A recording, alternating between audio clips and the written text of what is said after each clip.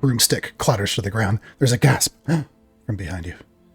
The old woman who was sweeping the interior, the temple of Brynhilda, stares with wide eyes as stone grinds on stone, and a stairway opens in the back of the chamber, the temple of Brynhilda.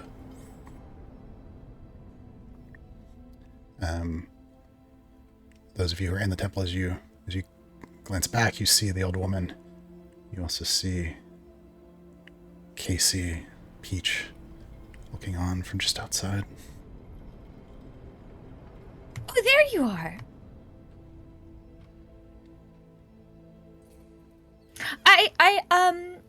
I'll fix it if I broke it. And she kind of takes some steps inside. It says, what have you done? No, but it's what I did what it asked. That's what the directions are. And she just points to the plaque. It's what I was meant to do. And she's, I'll have to tell the mayor about this. And she goes running off.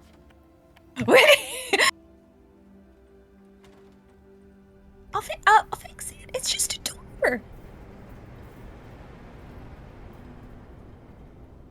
A secret door. She kind of nudges Ava. Well, do we wait for them, or should we just head down? What if they try to stop us? What if there's more? What if there's something special for you? I mean, well, okay.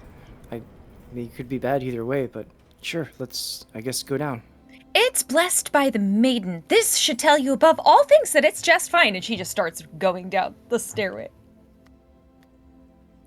Kibeth kind of anxious, and she's like, well, I don't know. Araya never steers me wrong. And she bounds down after Araya.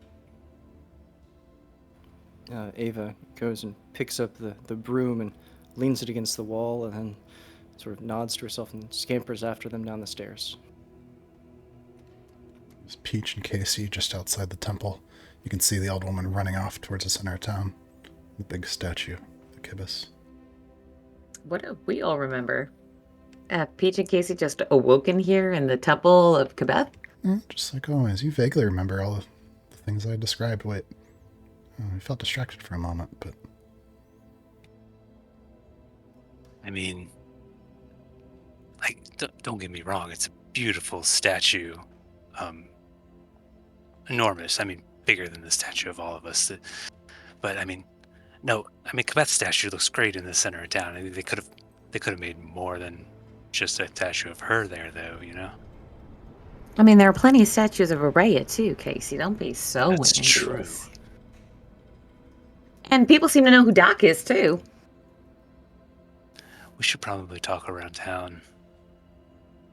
Now, we should probably follow Araya into wherever she's gone to. Let's go along with the rest of them all talk around town. What are you talking about? Look, we've been asleep or whatever for however long. No. Temple. We're going to follow our friends. Oh, wait a minute. Secret door? And he kind of looks closer. Yeah, let's go. Peach grabbed Casey by the hand and say, they went this way. And kind of lead him toward where she saw the friends go. Come on, we ought to get caught up. Ray, as you're... Oh, good. No, Casey will follow.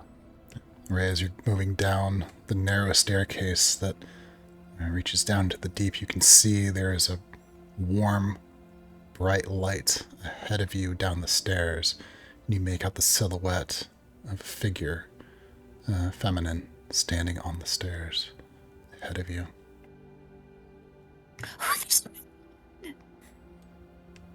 You said that so high that Discord muted it. I'm sorry. Ooh, there's another one. I bump into you. Oh, roll dexterity saving throw. Yeah. Chris, do any of the dogs right around the area from that whistle by any chance? Do they follow us down?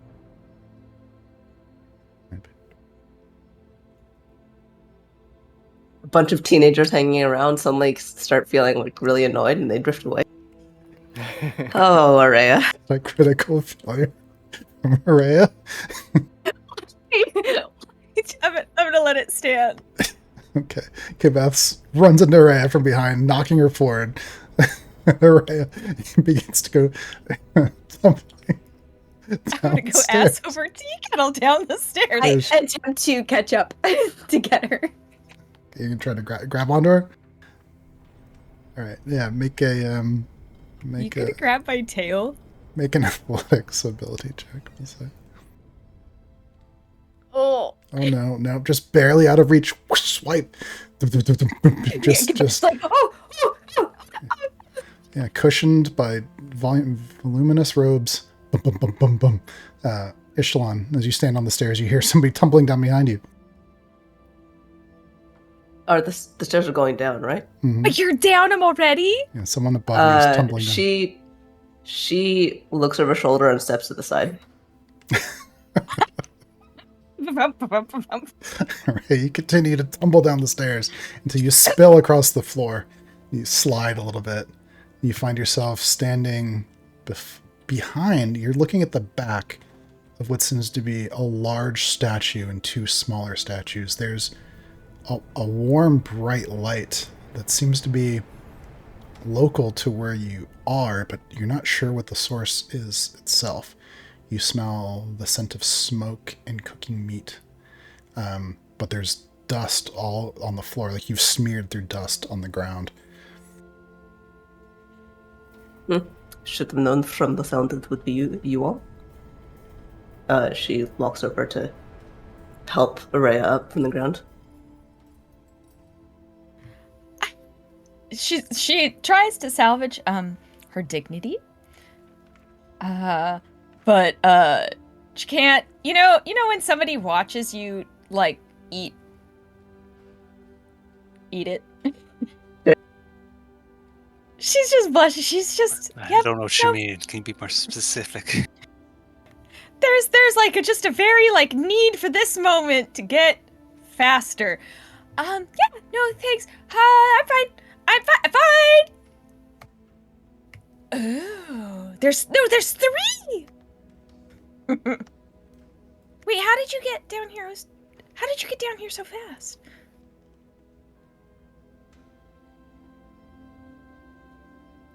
She just winks, taps the side of her nose, and then continues to inspect the 3 statues. So the statues have their backs to you, despite the illustration in the map. They have one of them has their arms outstretched, and they're facing away from the doorway you just came down. There are also 2 large stone plaques on either side of the doorway. But looking at them, they're, at least on your side, they're empty. Probably Araya and Ishtalon, you're forward enough now from where Araya slid. You can see there is writing on the interior, the northern side of those stone plaques. Chris, just to clarify my player memory, we have not come across the second one that you previewed to us, right? With the writing? Yeah, you haven't come across it yet. Just want to make sure, because I was like, did I miss that? Casey comes leaping down the last 5 steps. Araya!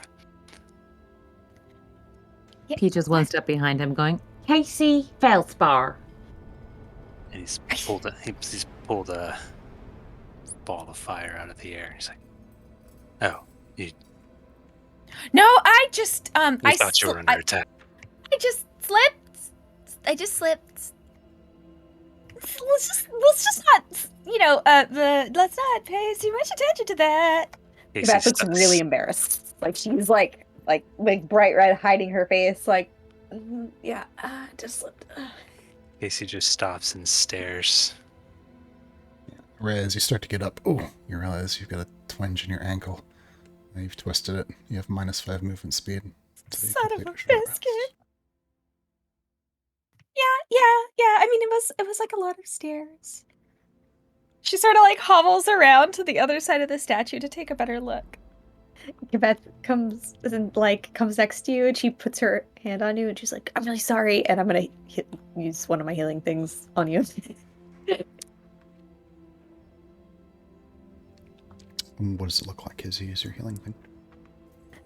Her hands glow like what metal looks like when it gets hot in the forge. And as she touches you, you feel like a gentle warmth spread into you and her off, become normal again. You can just tell me how much you would want me to take out of my lay on hands pool. Oh, actually, yeah, for this, if you do like a cure poison, cure disease kind of thing, I think that's 5 points. That'll mend her ankle. Okay.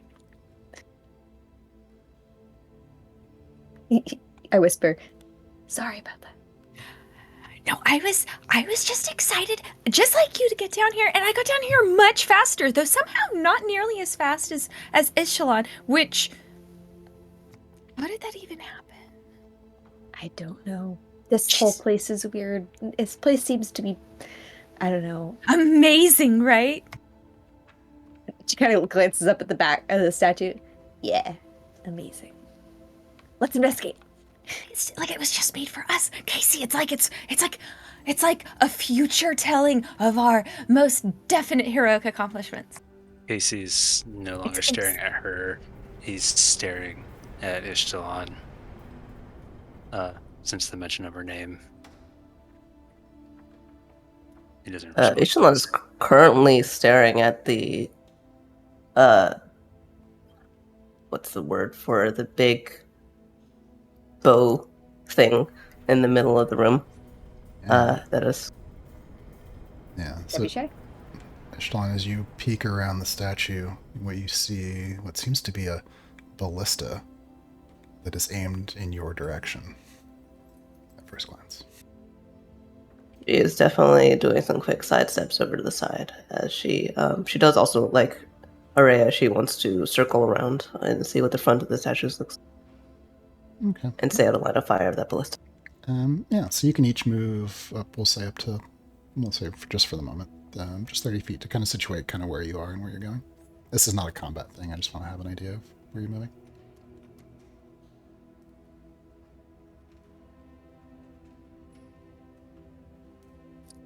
The moment she starts moving, Casey kind of snaps out of it and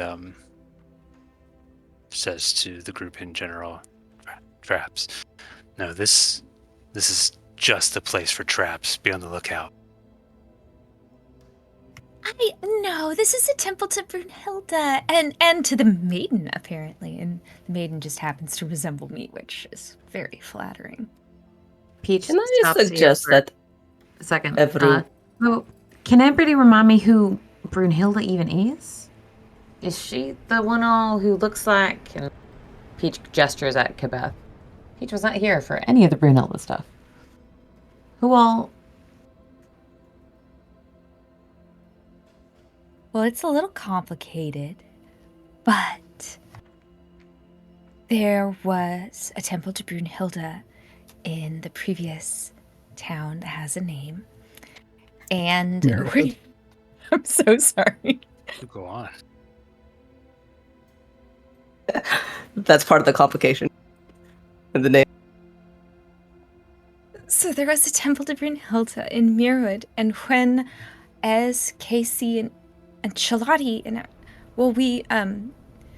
when we woke up in the other Mirwood that seemed to be faring a lot better than the current Mirwood, we went to the Temple of Brunhilde, and while we were there and trying to return here, but I don't think here where we are currently, I don't think this is our home, we happened to come to a temple of Brunhilde that had never been touched or destroyed or wrecked and was still holy and held some artifacts. And so I prayed to her, and these artifacts, I feel like Brunhilde maybe blessed us in whatever small way that she could. And then when we got home, but she's a wonderful goddess of building, crafting. There's a lot in the text about her and breaking down walls, and I feel that it's somehow related to a lot of the spaces in between, maybe here and there, or just wishful thinking, applying a goddess to our current predicament, right? No, I think wishful thinking if it's literally in front of us, making sense as carved in stone, but Brunhilde It is always carved looked like... in stone. Alright, so this Brunhilde thing, is that the same as the caboose thing that all of the children in town are freaking out about? Before you You mean- continue, press what? So while Araya is mentioning this, Ishtalan blinks and looks down at the boots that are on her feet. Do they look kind of like a similar design language as the stuff in this temple? Which she is wearing the Ascent of Brunhild right now. Let's see. The boots are similar design. I would say, well, roll. Do you have a skill related to that? History might work, or After having talked about the artifacts and Brunhilde, and can I make Just theoretically a religious investigation. well, hold on. Investigation or Arcana, that's it. Investigation will work. The two of you are in the midst of conversation. I just want to give Ashley an answer real quick. Should I do an investigation roll? Yeah, investigation will fine. 13. I think a 13 is enough to know the fundamentals, like the fundamentals of the aesthetic are different. And also, while as they're, chatting away, Ishtalan raises her voice and says fairly dryly, "If you want to talk, I maybe suggest that you do so out of the path of the giant focus arrow that it's... Or, I don't know if the ballista is actually cocked, is it? And loaded? Well, let's just say you say that real quick, because you're still kind of far from it. Okay. Oh, a giant focus arrow that could possibly be pointed right at the door. She sort of like jumps to turn around. Yeah. Scramble away. And then back to the conversation. Just follows you guys were suit having. and takes... Peach is kind of darting out of the way. Come on, get arrows and things ready to fire. That thing's bigger than a cannon. All right.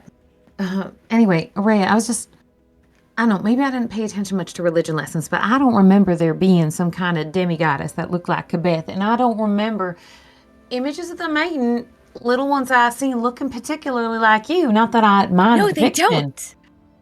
They never do. The maiden would certainly not be depicted as a tiefling.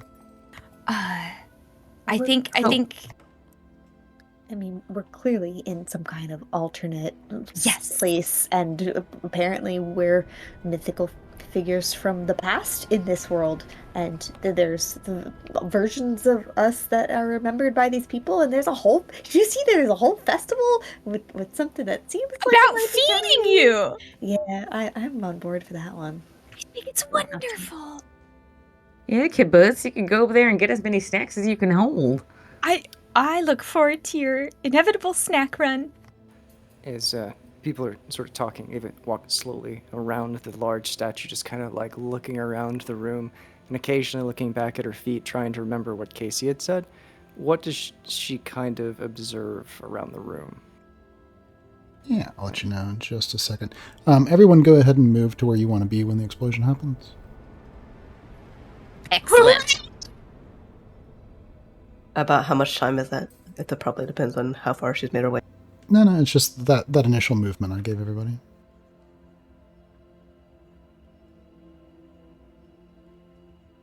I have to reload real quick. Sorry.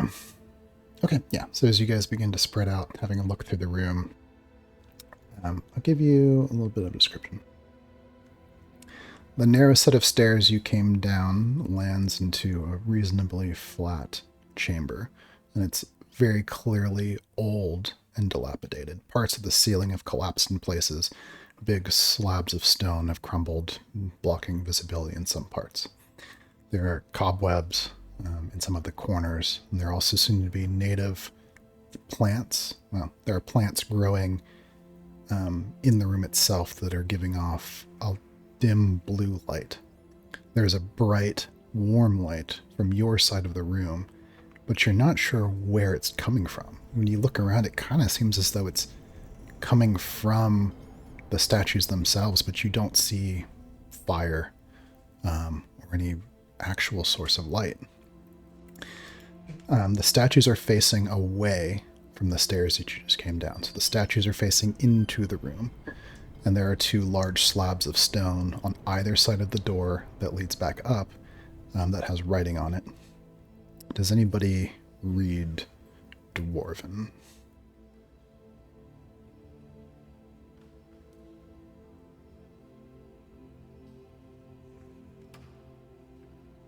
Okay. Well, I think you see that there's writing on the slabs, but you don't know what they say. I think it's pretty easy for you to figure out that the statues themselves are dwarves. Chris, I might hold on one sec. Yeah, just let me know if you do. There's no rush on that. Lining, there seems to, the patterning in the floor is different in the center. It seems to almost form a road that leads, we'll say, north and south through the room itself. Lining on either side of the road on your side are 6 figures, but they look like almost like mannequins. They're like what you would put armor on when it's not being used. And there's no armor on them. It's just the figures themselves. There's a ballista in near the center of the room that's facing toward the stairway that you came down and toward the statues themselves.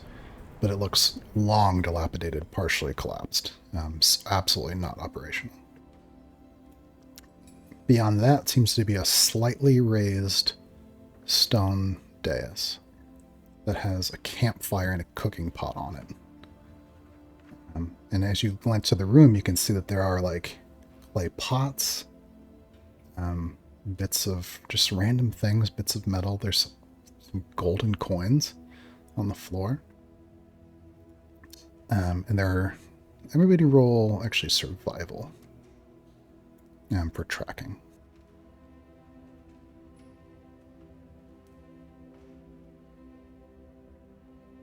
Rolled a natural 20. That goes great after a natural 1. Glad you all rolled good. Alright, yeah, we're gonna say red. You're just about to put your foot down, and you realize there's a footprint in the dust right where you were about to step. And Shlati, certainly with your roll, a lot of you see this, but we'll just notice this first. There are disturbances in the dust that look, well, almost as fresh as your own footprints in the dust. The small campfire on the stone dais in the center of the room is still burning with low embers, and there's the smell of cooking meat in the room. The footsteps themselves, because you guys got such good rolls, seem to either come or go primarily from the cracks in the sides of the walls. You can see that this room is certainly man-made, or at least was altered by tools, but the cracks in the walls, and also there's some in the floor and the ceiling, don't seem to be part of the room's design. It's as though something that would happen as a result of an earthquake. Oh, look. She sort of like dances around the footsteps that... Are they leading from where she's standing to the campfire? It's a little... Well, you got a natural 20. Coming and going. Oh, somebody's been here very recently. Look, look, look. Are they me-sized shoes or dwarf-sized shoes?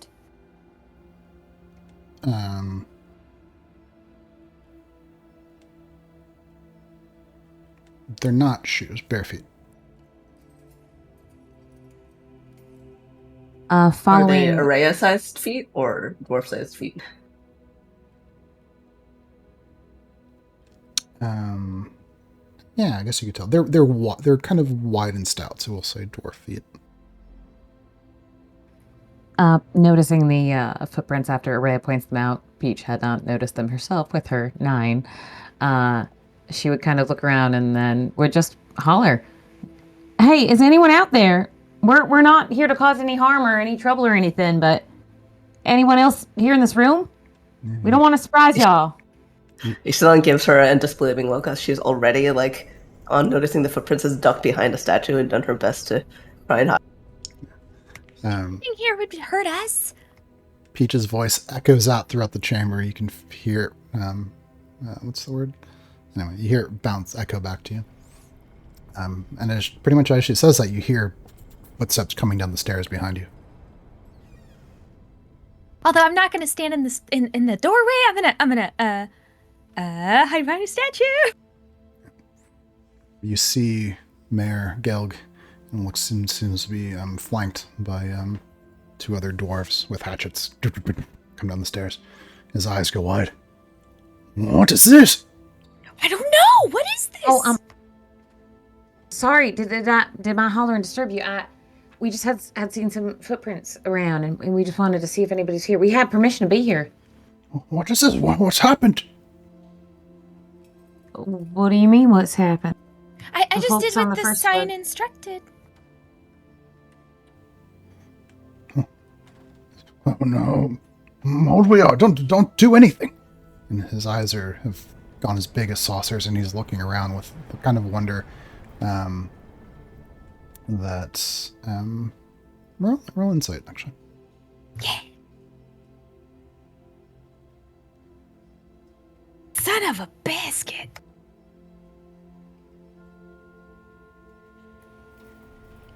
No. And anybody? Yeah, anybody who's like paying attention. Wah! Good job. Yeah, I'm gonna send you a message, Peach. All right.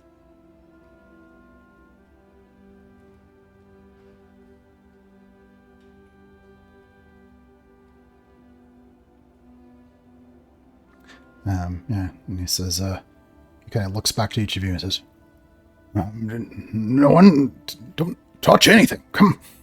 I need to know what's going on. Come back up. No. Hmm? No. There's a reason. Peach would kind of look back at Araya or grab, if she's in front of Peach, which it seems says on the map, she kind of tap Araya on the shoulder and be like, I think they're genuinely surprised. I don't think he knew any of this all was here. No, I don't think that it was meant for them. It was meant for us. Somebody what left do you the mean? statues. No, somebody left the statues. There's a reason it was built here, and it was built so long ago. It's meant for us. He doesn't know. The town doesn't know. You see one of the soldiers that's followed the mayor down. His eyes grow wide. And he reaches up and he has like a horned helmet. He takes it off. And there's a look of awe on his face. Takes a few steps forward and he drops down to his knees. They've come. Heroes have come.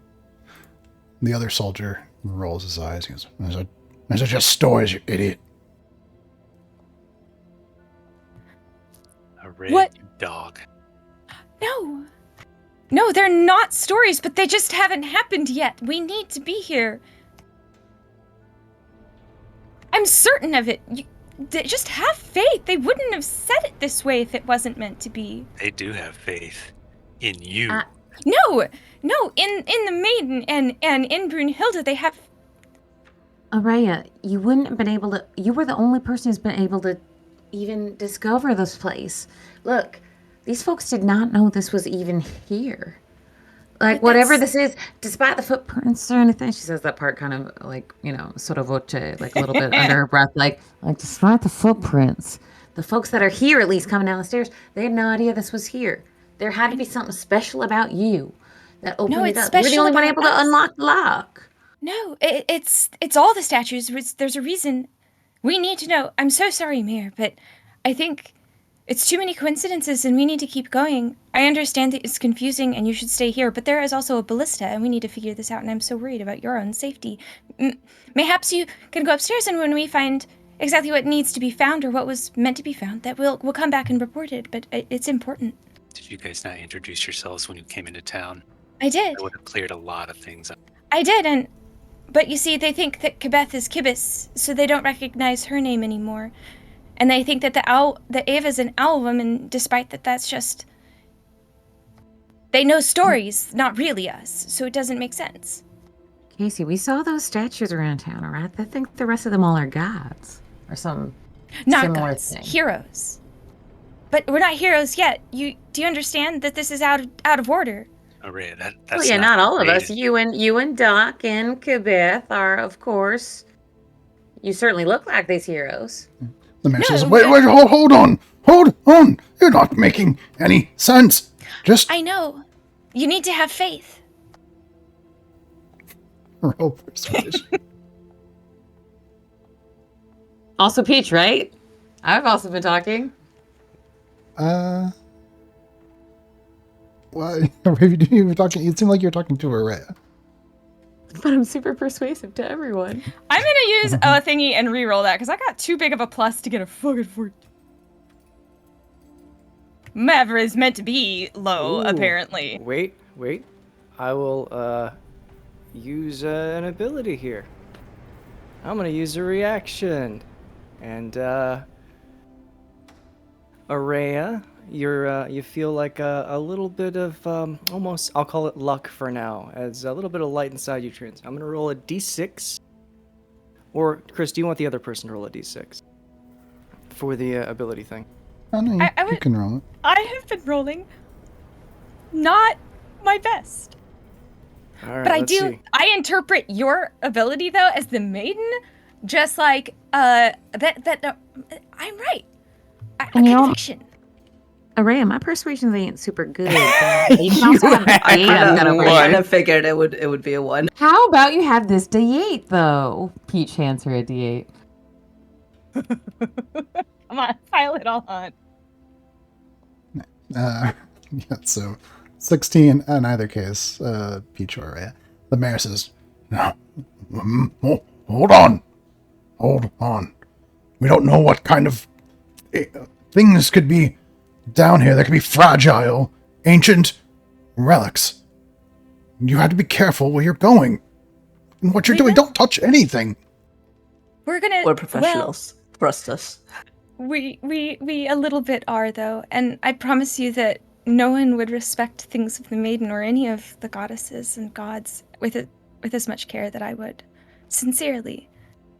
I think that there's a reason, and it might be scary, but just... I know you just met us, but can you trust us? I'm responsible for the well-being of Lenger's Pass. We don't know you. I don't know what you're doing. Do you So want you to don't think leave this is a wild a coincidence? representative to watch over? And if one of us, she's kind of like poked her head out the side of the statue at this point. And if one of us does something that seems wrong, then I can tell you and you can throw us out. No, I just want you to do what is going on? Well, That's a good also, question. Don't you think it's wildly coincidental that you got folks showing up who are matching the statues here and activating magical properties that you didn't think were even here before now? I mean, come along with us. Let's see how deep this goes. This is incredible, fascinating. This would be, I mean, it's truly a miracle worthy of the celebration of Kibith. And Peach kind of stumbles that word because she doesn't remember the name that they have for the special Kibith. Hibis. Kibith. The soldier. That it would happen at this time? I mean, it seems serendipitous to me.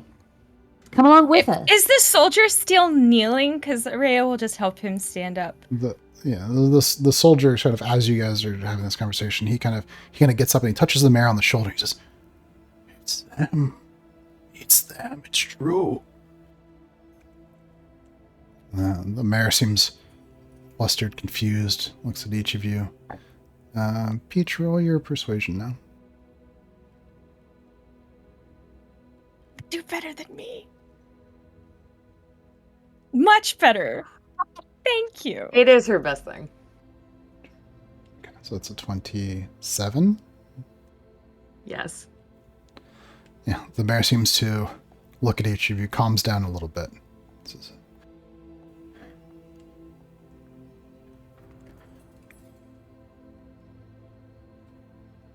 fine.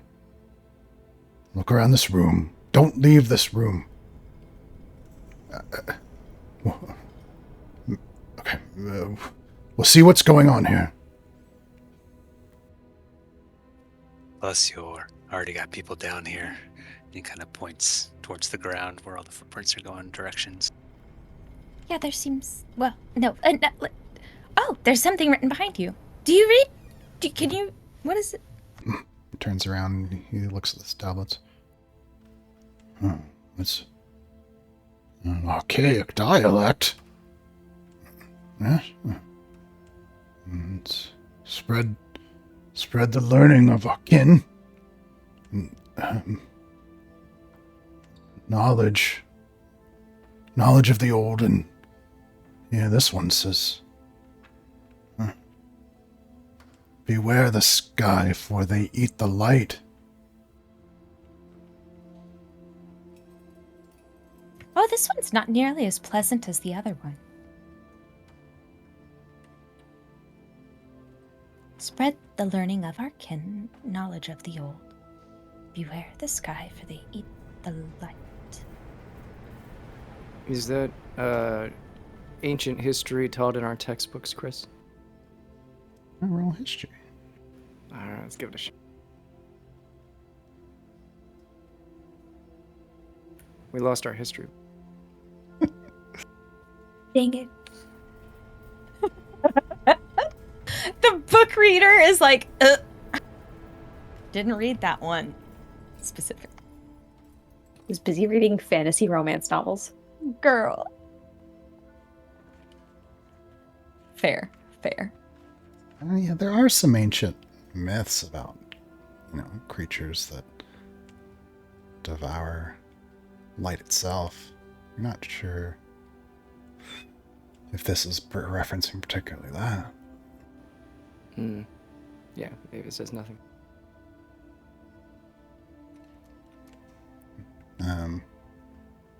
Yeah, and the mayor, he kind of stumbles around to the front of the statue, looking up at it. This is very old. It's as old as the town itself.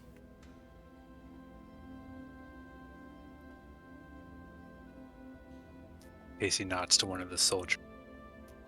So, what do these tales tell of the goddess Araya over there? It's not the goddess Araya, it's the maiden, but they've... He says this to the one with the horned helmet. Or with the horned helmet.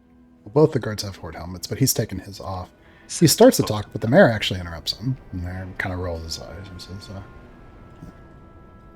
they're old stories. Allegories. To keep the people safe. I can show you at the heart of town. They're shadow and stone. There are stories. Dangers of the puddings and the terror of chickens. Oh, wait. How did you know about that?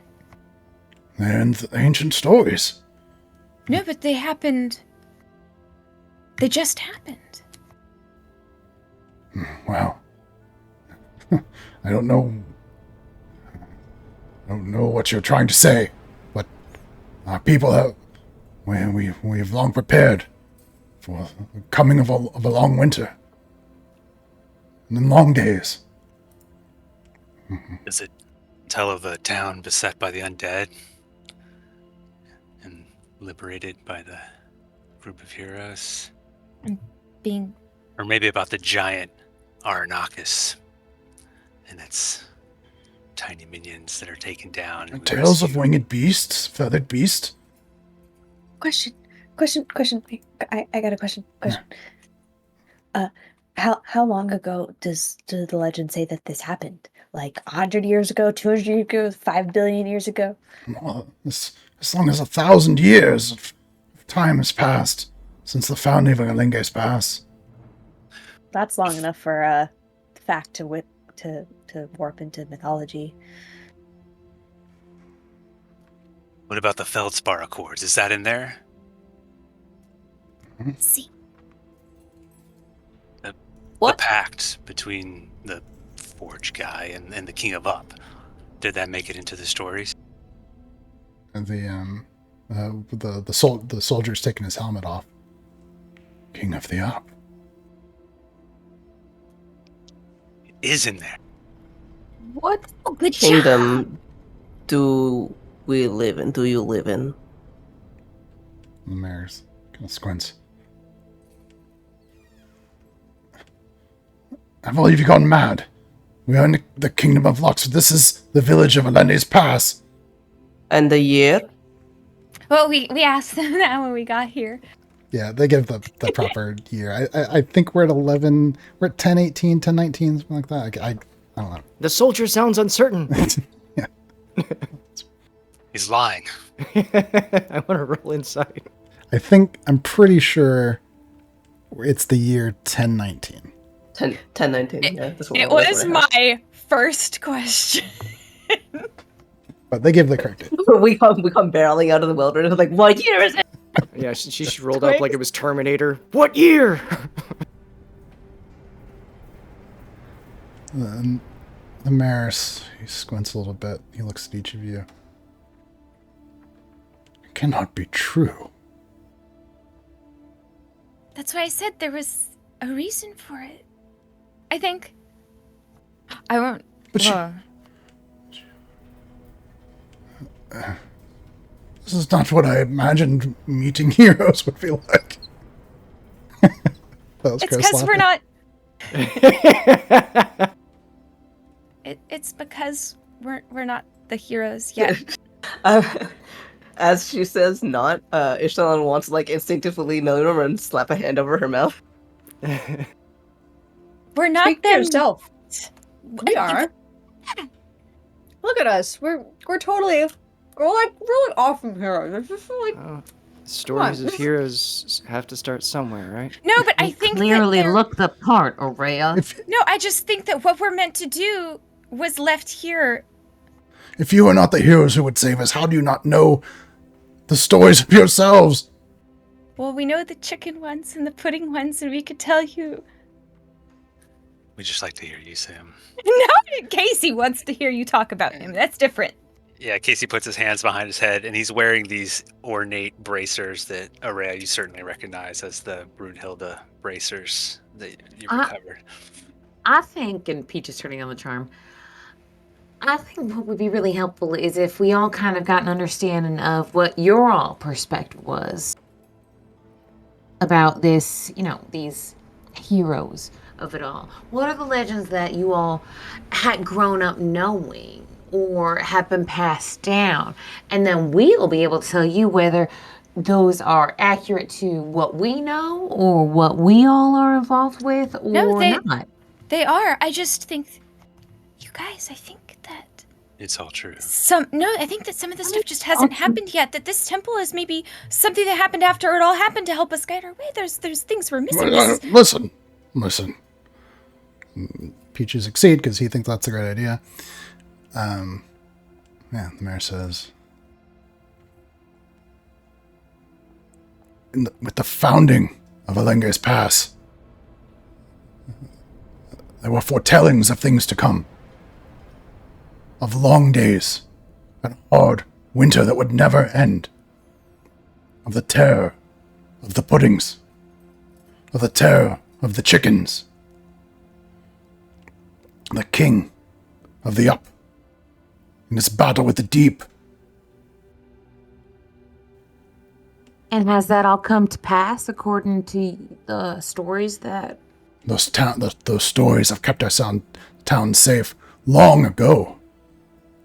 We were beset by the puddings, and our ancient ancestors fought them away back, and locked away the black pudding in a place that could never be found. Ava points at Casey. That was him. Orthoclase feldspar calcio. I mean, I can spell it for you if you need to adjust the books. The one of the other soldiers nudges the mayor. Says, "Looks just like the fire god." Well, Casey, show him.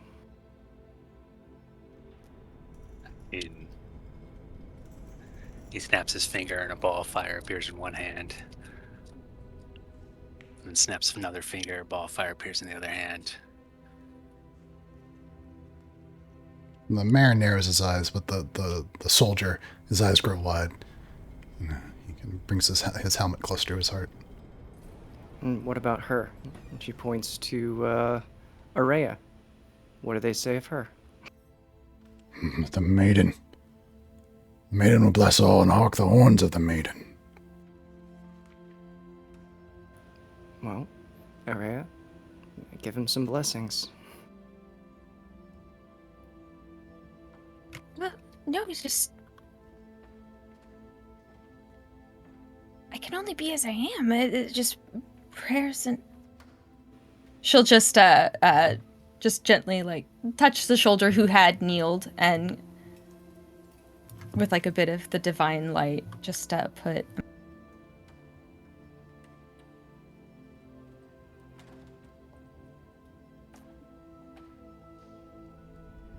Yeah, just guidance, right? I think that's a nice, pleasant one. You see his lower eyelids glisten as tears begin to fill his eyes. The mayor frowns a little bit. Says, looks around. He says, "Well, none of this makes any sense. If you are all servants of Brunhilde, nothing in here has anything to do with Brunhilde." Whoa, we don't serve Brunhilde. Brunhilde blessed our journey and brought us back to the realm where we were needed most. Some of us may have just learned about her today. She's more Is of a this not colleague. the Temple of Brunhilde? "It is, but look!" And he kind of spins and gestures wide-armed through the room. "This is dwarven craft! None of..."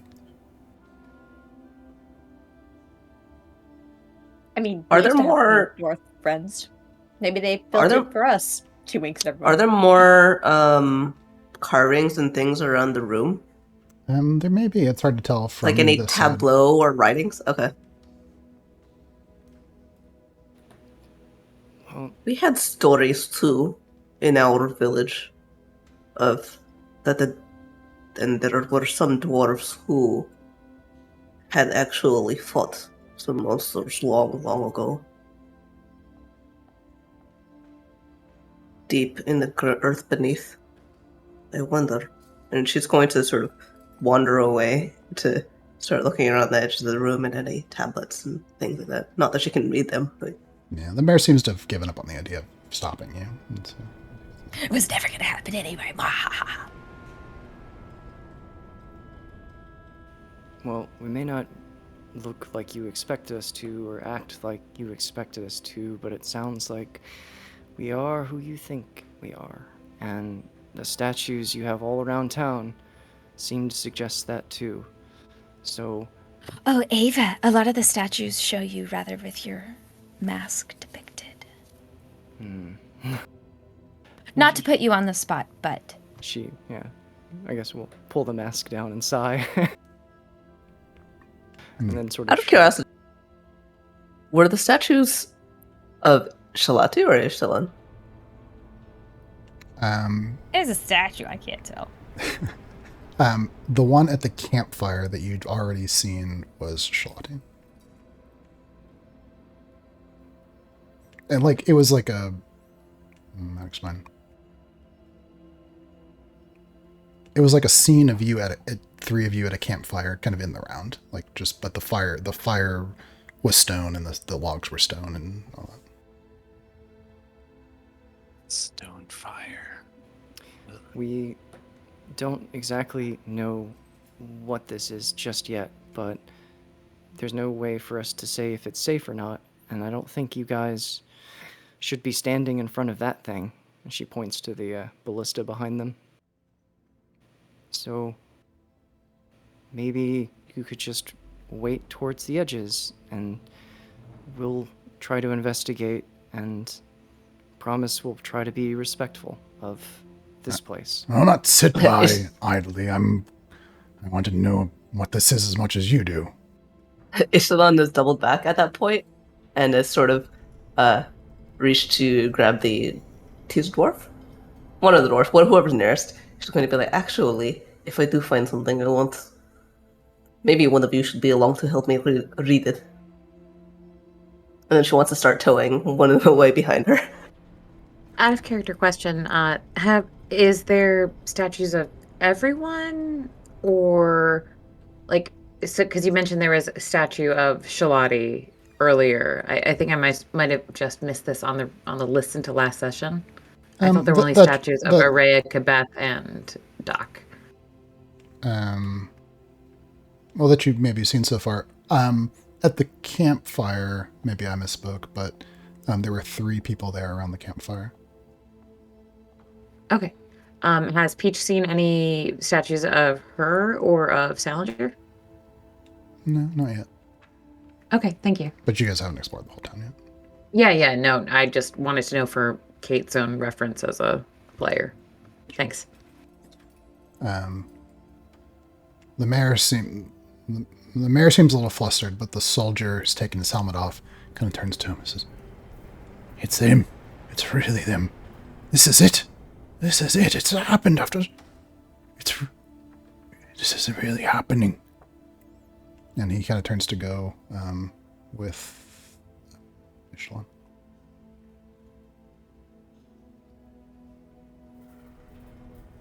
I guess we should look around, but she looks to everyone else. Maybe not touch anything? She asks questioningly. Yet, unless it's the right thing to do. Alright. I'm gonna look at the plants, I guess. The mayor kind of takes a deep breath. I have to confer with the other town council. He seems frustrated, and he goes, heading back. Oh, Mayor, before you go. So your soldier said that it's finally happening. We're here. What are we here to save you from? The end of the world. Oh, is that all? And he gets up the stairs. Low stakes trivial stuff. Well, we were planning to do it anyway, so.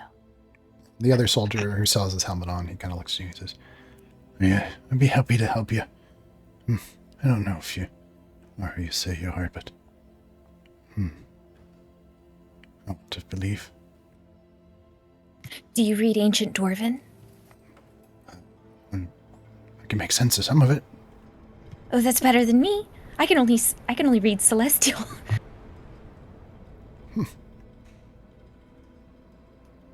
Of the gods. All right. Remarkably useful for religious studies. Place yourselves throughout the room where you kind of want to be and what you're looking at. These little outcroppings, are they the cracks that you had mentioned? Like the cracks in the There walls? are cracks in the walls that are large enough for a person to fit through. I'm comfortable with dark places. They seem to have been made by earthquakes. They are not part of the room's design. Right. Do any of the footprints go into those cracks? Yes, most of them.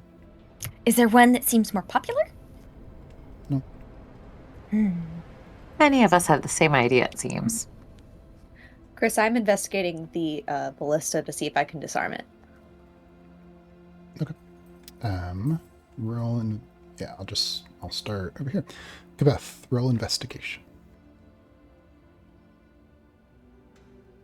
Are the items on the map, like the actual like map art, are they actually like indicative of items that we can interact with, or? Yeah. Are there actual skulls on the floor, Chris? Yes. Right, like is that actually a skeleton? Okay. Yes. Peach's gonna look at the skeleton. looting Okay, skulls. just move yourself where you are. I'm going to go player by player. Beth, 17 investigation. The ballista you're looking at is non-functional. It must have, judging by the state of decay, it fell apart hundreds of years ago.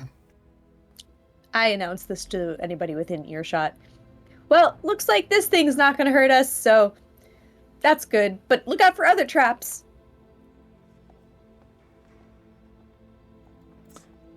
Araya, you're not there.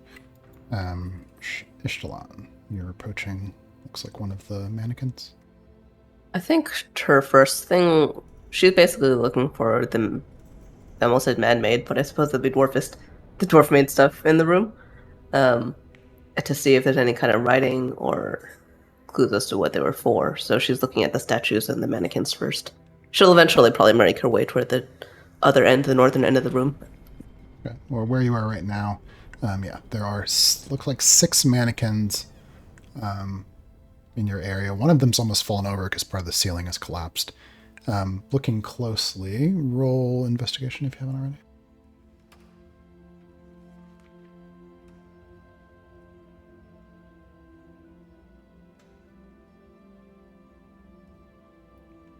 Yeah, it's hard to know.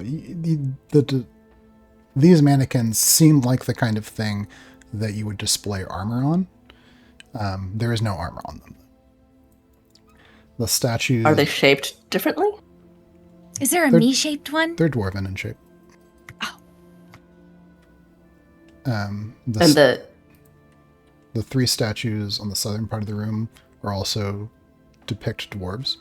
They are facing the interior of the room. The center one, the largest, has his arms outstretched, as though pontificating. It's hard to tell. There's no writing on the base or plaques or anything like that? On the statues themselves, there's not. But I think she would also... Go ahead.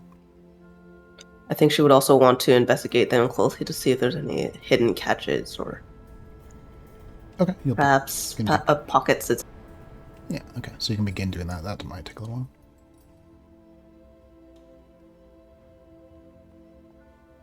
So, get you back there. Araya, you're investigating one of the western cracks in the wall.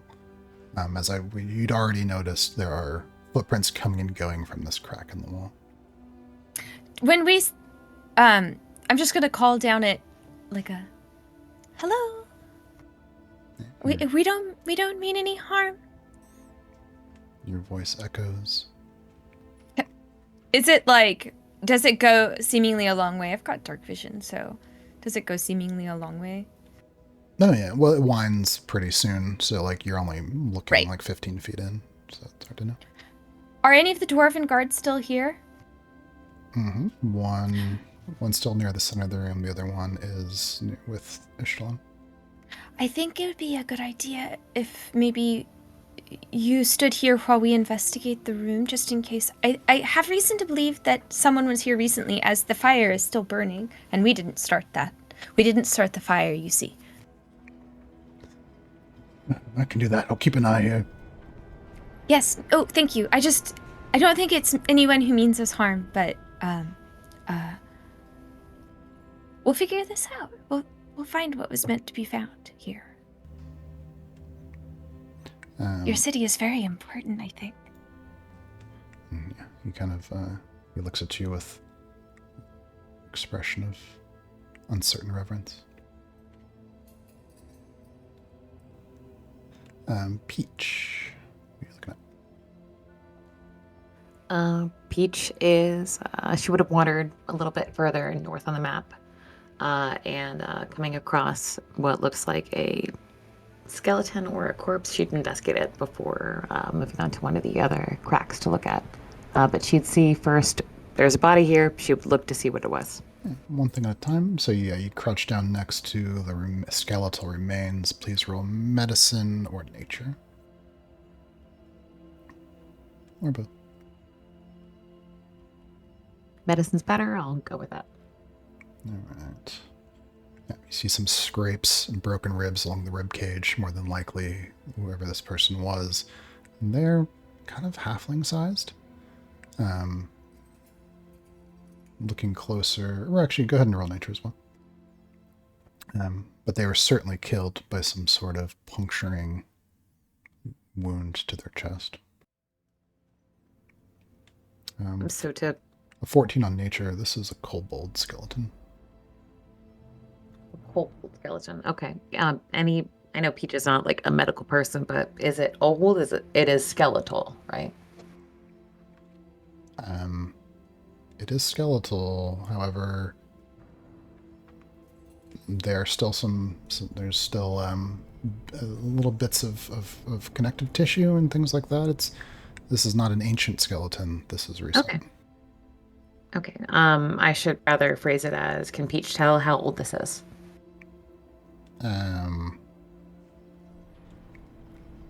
Days or weeks. Okay. All right. Yeah. After, Peach would then kind of search it for stuff, and then would sort of return to the center of the room where kind of Kabeth is and the rest of the gang. She'll stay there for now. I'm gonna go to everyone and circle back around. I'll give you guys another opportunity to do stuff. Great, thank you. Ava, you've moved to investigate some plants. Please roll unassociated skill. No, right? Yeah, he was sort of casually walking across the room, was just sort of casting different bits of magic as she walked. Just so used to it now and feeling just so confident with it that some of the lower spells she just kind of feels like she doesn't even have to wait for the most opportune time. She likes the confidence. Alright, let's do...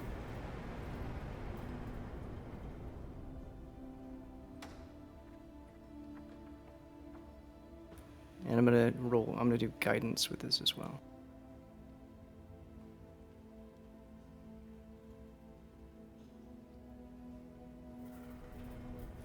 Okay, 22, or 23. Just to check. Are you actually casting Enhance ability? Yeah, so she's... I think guidance is I can only do... concentration. Yeah, you're right. I can only do the one, so 21. Okay. 21 is plenty.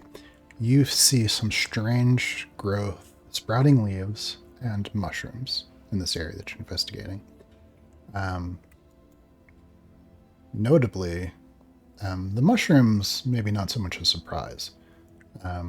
They are large and of a variety you've never seen before, but they are mushrooms. The sprouting plants, however, strikes you immediately as strange because they are emitting light, for one. They seem to be bioluminescent. And also, there's no source of light in this room.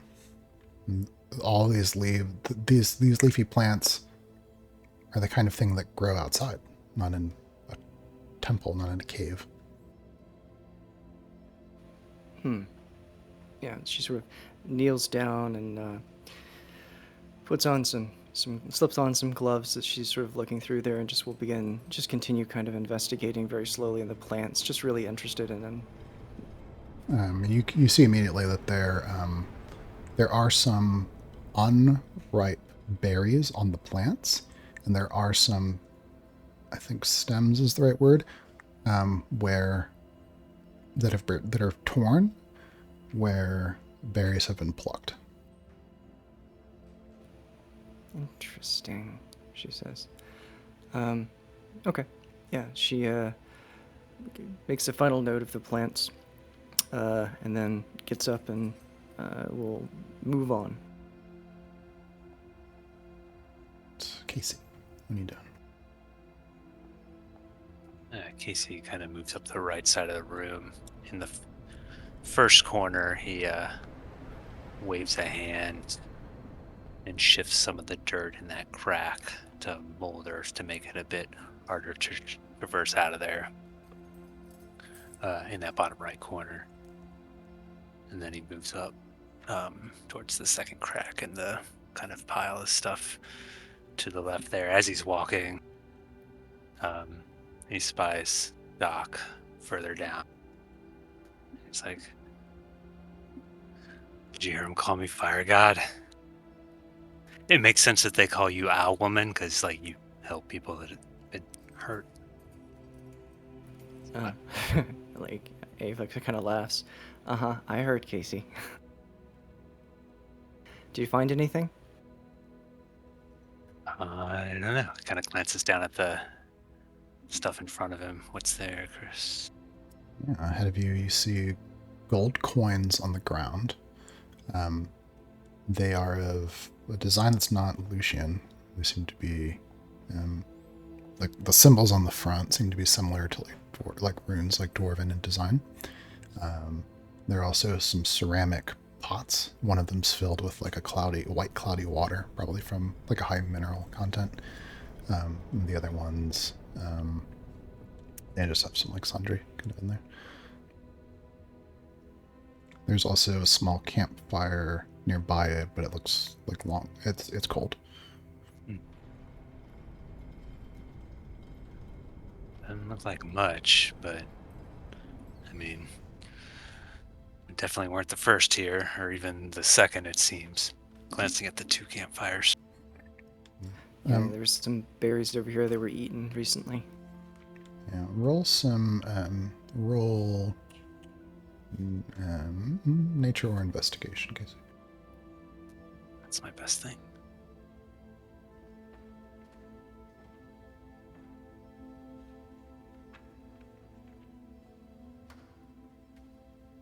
What do you know? Yeah, the residue inside one of those smaller ceramic bowls is like a plant or fruit residue of some kind.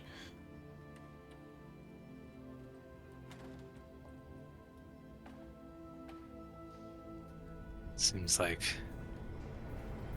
I mean, they were gathering food or had more than a bit of food down here. Are there any bedrolls around, Chris? Bedrolls, no, but you do see first what kind of looks like it's like a animal fur, but you're looking closer at it, it's almost more like a hide, like a hairy hide. Some creature you haven't seen before.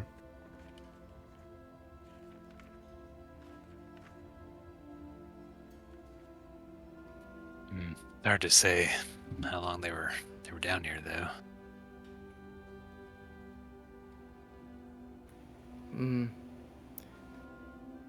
Out of character real fast. Chris, we already investigated those footprints really thoroughly, right? We saw the paths they were walking.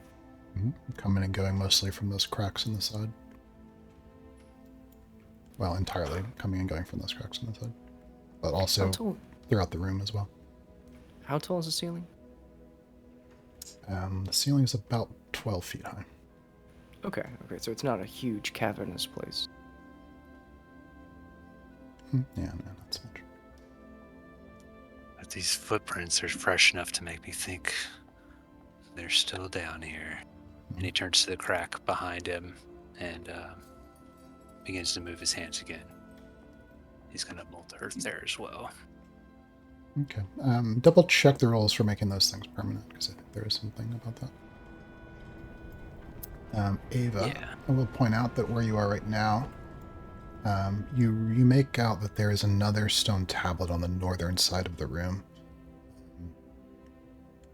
And that its placement almost makes it look like, well, it's above what you might assume to be a doorway that is closed. Yeah, she sort of squints that direction and comes into really sharp focus as she takes off her mask. And as she's trying to read it, whether she can or not, she sort of speaks loudly and is like, "Hey, there's more writing over here." Oh, let's bring up one of the guards. Is it in Dwarven? She tries to read it. It does look like it's probably in Dwarven. Okay, so now for the second round of sort of investigation, where does everybody want to go? I'm gonna tug on the door, the nicest door. I'm gonna tug on his sleeve and take him to go read the writing. I'll take over guarding that mysterious place that could have somebody. I think if she has not finished up her investigation of this from southernmost statue for any hidden secrets, then she's doing it and kind of chatting to the guard as she does so. Okay. Yeah, I'm you searching those statues for compartments is like your second action thing. Casey, where are you going? And Peach, where are you going? I just want to know, have folks been sharing their realizations and information aloud? Would we know I think it'll be really convenient for us if people are musing aloud so that people Yeah, music aloud. Okay, good. Mhm. Because Peach would be like, "Oh, hey, Doc, this, that." But yeah, now that presumably we all know this information, Peach would try to investigate the passage or the crack closest to her on the west wall. Yep, that's the one.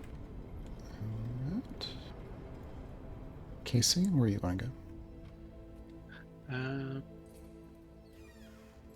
I'll probably move towards this middle campfire. Alright. Joining Doc at the center. Okay. Start at the bottom. Investigation check for Ishtalan. While she's doing this, if it is feasible, then she is going to be muttering little memory chant to herself, which is essentially just guidance.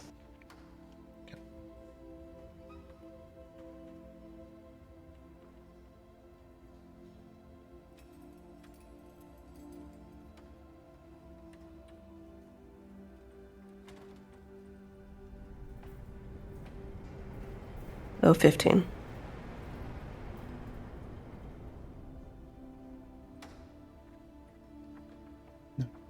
Yeah, as you investigate these stone statues, you come to realize they're more than just statues. They're hard to make out, but there are hinges, joints. It's almost as though these statues are made to articulate.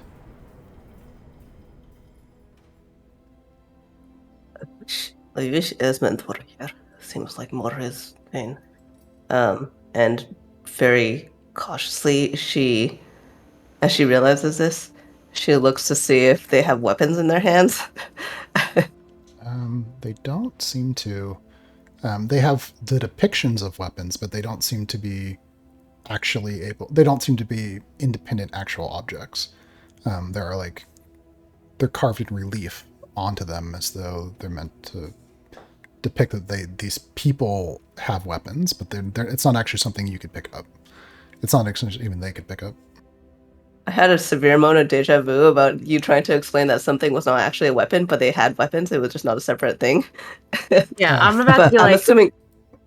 hypothetically speaking, Christopher, Sure. with these mannequins, were they to animate along their hinge moments or their hinge areas, Are could they use armed? those weapons as weapons? Hypothetically. They could crush you with their giant hands, however. The swords that they have on their sides are not actual objects.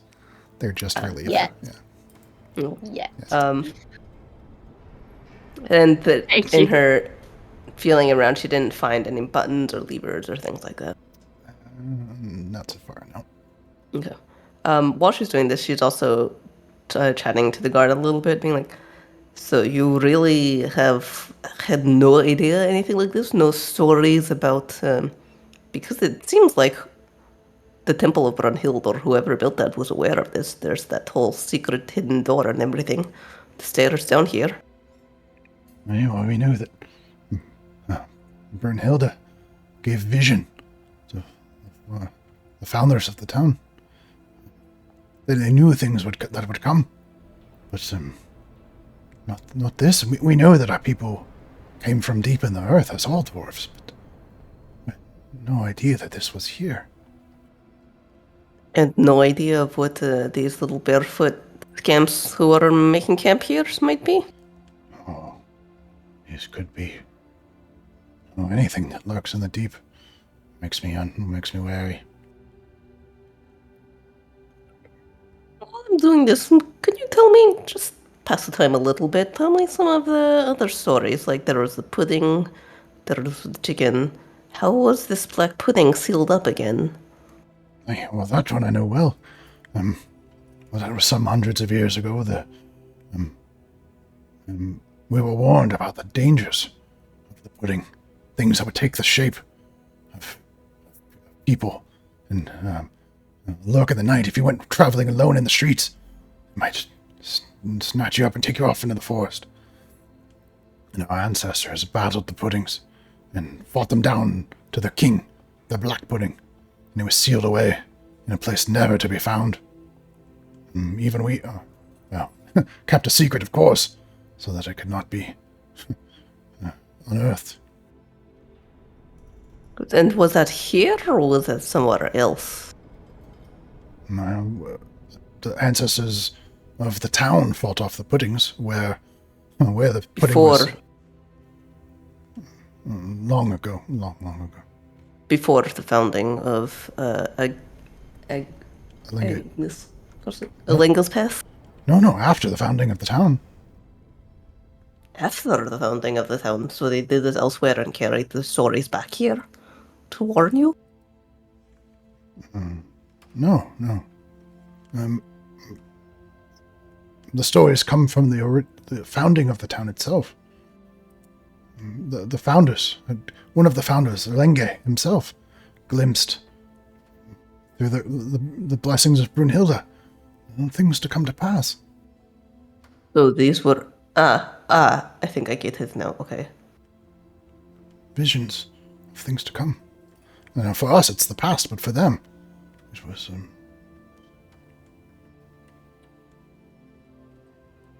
Well, it seems like whatever this is a not just a statue, but some kind of automaton kind of thing, maybe, or maybe it's just a really big action figure for a really big collector.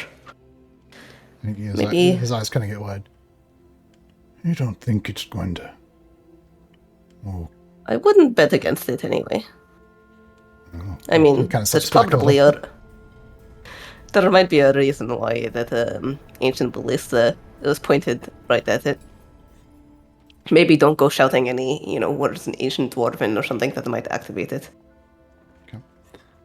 Beth, there's the two of them. Let's go see what they did. So she's gonna start walking with the guy up to the north. Okay. Well, we'll come to that phase next. Kabeth, as the two of them are talking, you can kind of make out what they're saying. Roll perception check.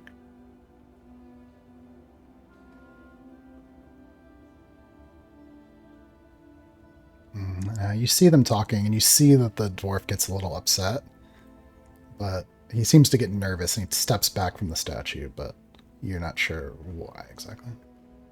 She looks at the statue, looks at them, looks at the ballista that's broken, looks at the statue, turns back towards where she's supposed to be guarding. She realizes, oh, I'm not watching the thing that I'm supposed to be watching, and she turns around. She holds, I guess she'll have her regular hammer out. Okay, so you're keeping guard. Then Peach, are you keeping guard there? Or are you investigating? What are you doing there? Peach wanted to kind of poke around and see where the footprints led there. She wouldn't go too far along the crack or anything, but she'd see what all she could see. Okay. Are you standing guard at the mouth, or are you investigating the footprints, that go into the tunnel? Investigating the footprints. Okay. She's not standing guard, she is looking, investigating. Yeah, roll an investigation. I roll perception check and roll investigation, actually. Great.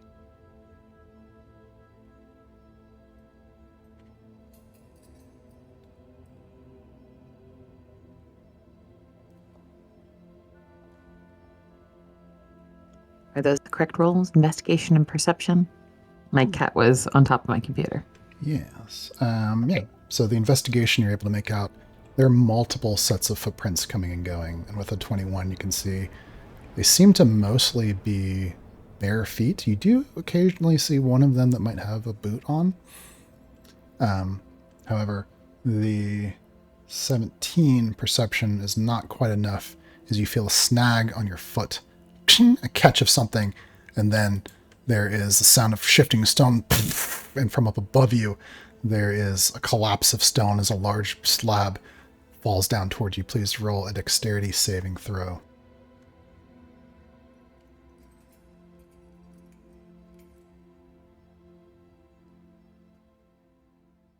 Oh no. I will use a point of spice to reroll that, please. Point of order, I would like to note. Sure. We have discovered recently that +1 that she puts on the end should actually be a +3. Oh. So would Yeah, I did fix it to be a +3 for saves. So it does say +3 for that. it should also be for skills. So it should be Oh. 19. Okay, yeah, I should have had a higher perception, you're right. Okay, so what was the total? Should For it be? rogue? It should have been 19, not 17. Okay, 19 still not enough. So same thing happens. Okay. Alright, in that case, Peach will still re-roll that deck save. Rock and roll.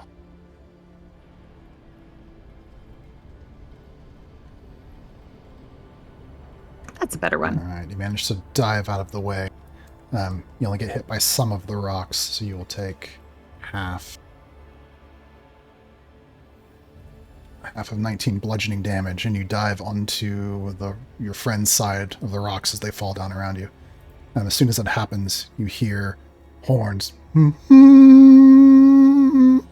blowing and echoing from the chambers in the deep.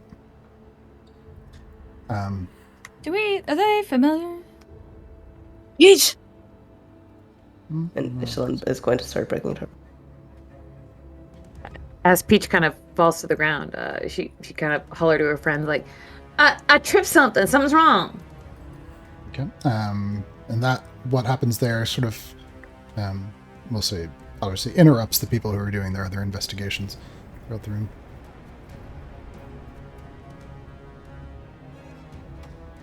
What do you guys want to do?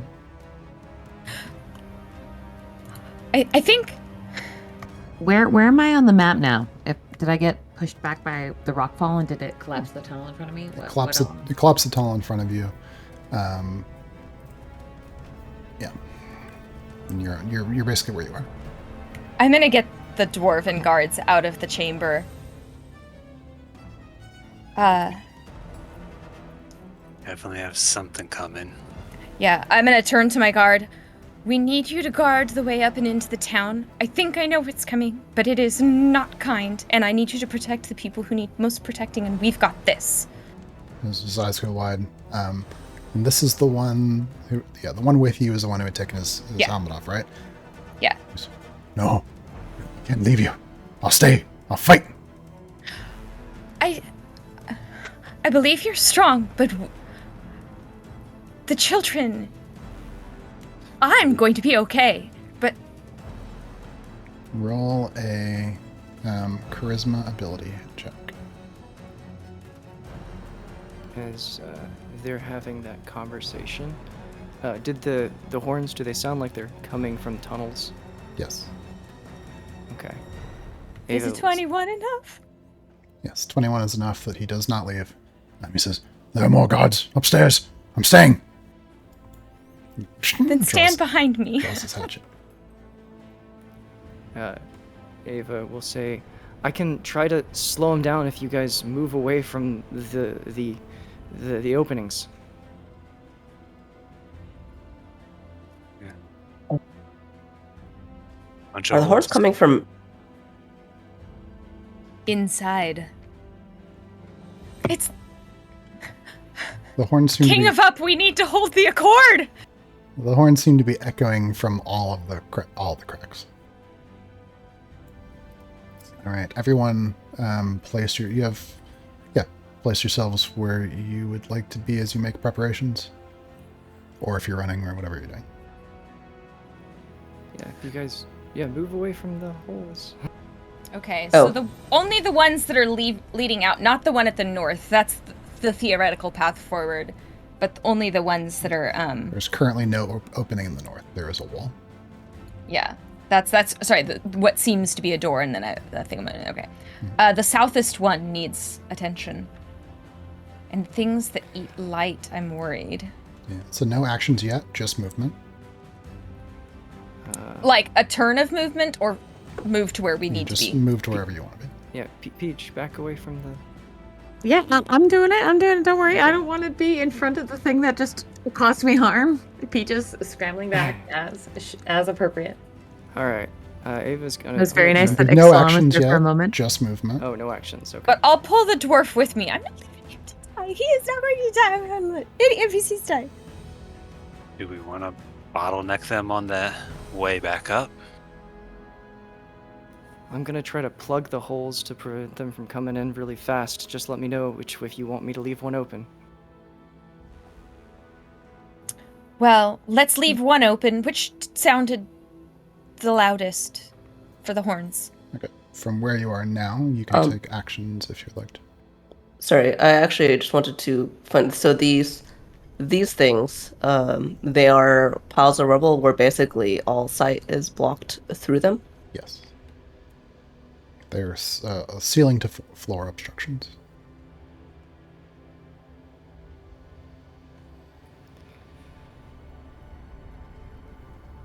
All right, I'm gonna try this. See if this works. Ava is going to cast a spell that I hope will work. I hope this because I've been wanting to use this for a while. Tell us about it. Okay, so weaving some magic, the different bits of mushroom, the glowing plants sprinkled throughout the room, and the small ones you probably wouldn't even notice were there. They all kind of spring to life and shoot up with large, thick, choking vines and sort of line around the walls and then spread their ways, spread back towards the tunnels themselves, up to, I think, 100 feet away from Ava? Let me just see. Yep, 100 feet radius. Well, 100 feet radius from you. They don't grow 100 feet. Plants in a 100-foot radius from you grow. Yeah, but they grow to fill like the space basically. Does that make sense? Well, it says all normal plants in a 100-foot radius centered around you become thick and overgrown. So the plant has to already be there. But I'll give you some leniency, like it can grow, obviously, to some reasonable amount.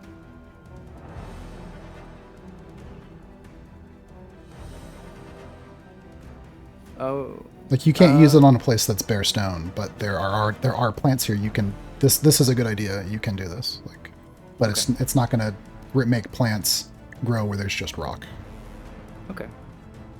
Okay. Yeah. Well, you understand, I guess, what I'm trying to do. So that happens.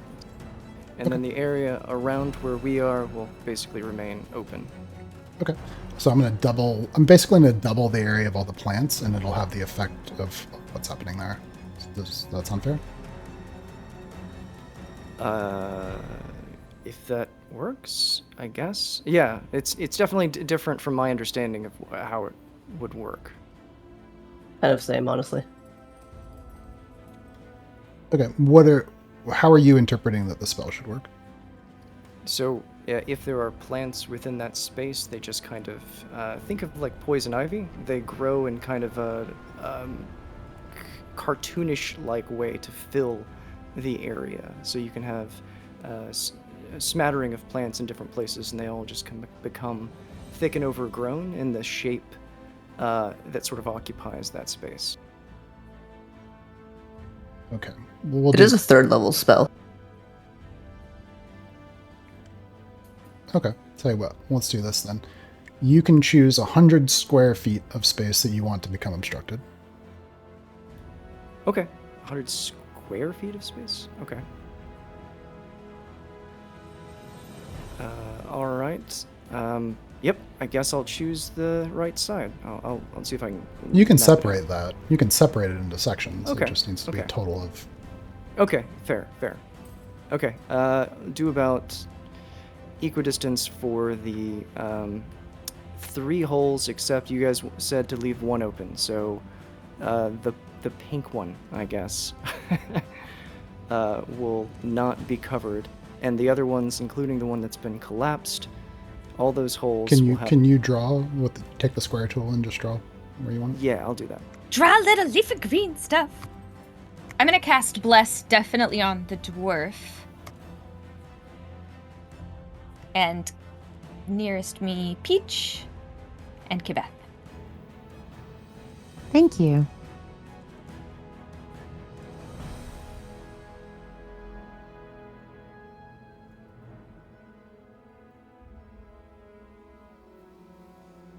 I should say the 100 square feet. It has to. Each section has to at least originate from a place there is a plant. Okay. I will redo. Just delete the ones that I did. I'll try to redo what I'm doing. Let me draw freehand. Yeah. Can you do it, Jess? Okay, you might be much better at it than I am. How many really- square feet is each square? 1. 5. There's. 1. Oh yeah, there's. Right? Sorry. So we get like a 10 by 10. So I could do 5 by 5, 5 by 5, 5 by 5, 5 by 5. Okay. It just has to connect to one of the illustrated plants.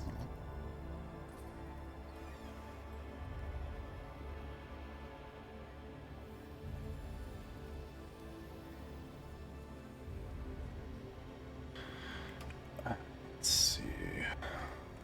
Okay, so you're doing blast. I'm sorry, Did you do yourself? You said dwarf. You did. I did peach. the dwarf, Peach, and Kibeth. Not me. Is anyone else not declared like they're what they want to do? Yeah, Casey starts to move his hands and mutter in a deep, ignorant rumble. But he's going to hold off on actually casting it until things show up.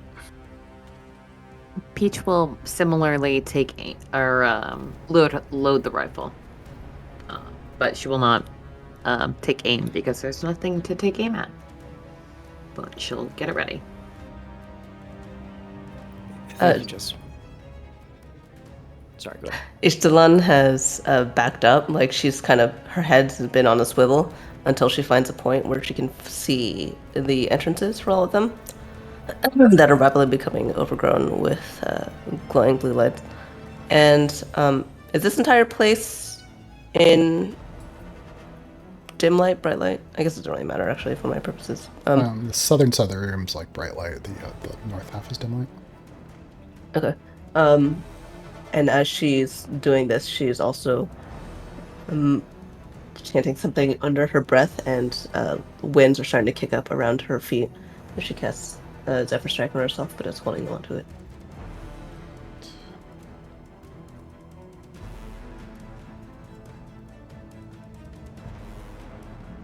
And of course, she has her bow out, an arrow knocked but not drawn yet. Casey mutters low in the middle of his Ignin.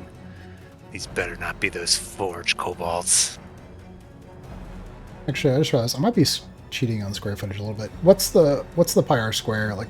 What's the area of 100 foot? I'm trying to delete some, and I can't. We have to all I'll do the the high math. school math. Oh god, geometry. Wait, 100 foot Wait, it'll be 100 square foot or 100 foot 100 radius? foot radius. Oh, Pyre A lot Square. bigger is than so- 100 foot. oh my god, it's- Pyre squared. 31,415 feet is the area. Oh, it's the of entire 100 map. That's so wild. Divide that by 5. Okay, I gotta get a calculator. 1 sec.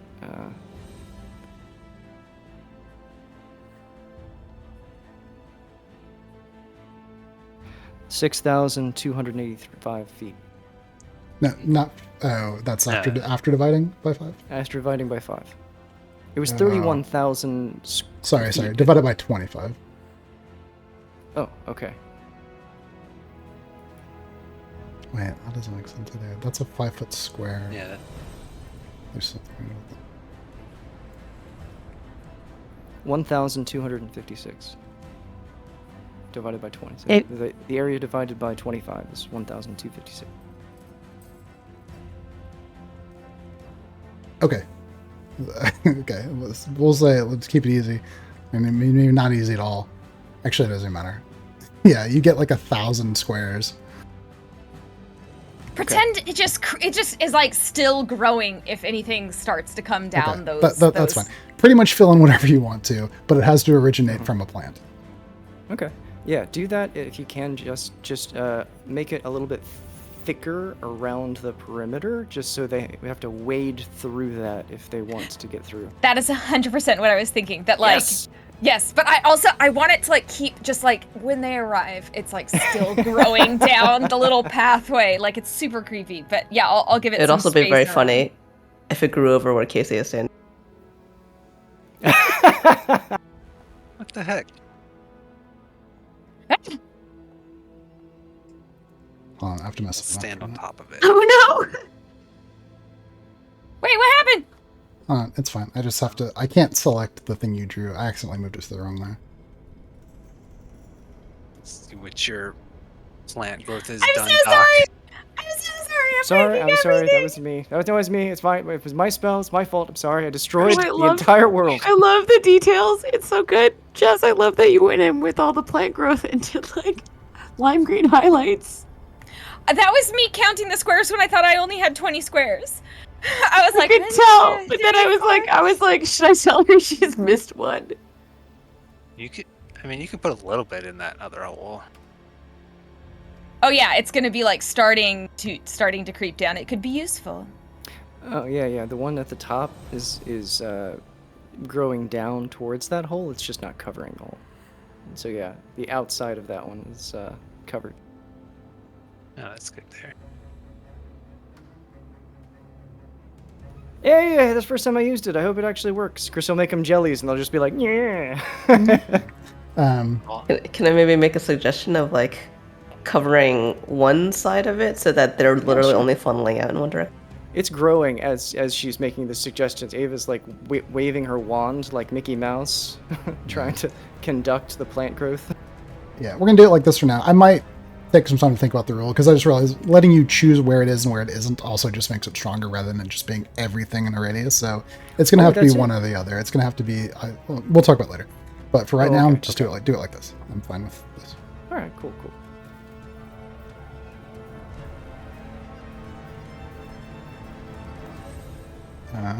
Okay, so while that's happening, has anyone else not declared their action yet?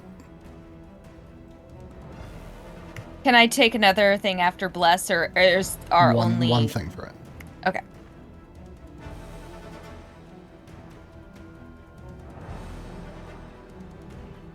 Peach will take aim at the only open doorway.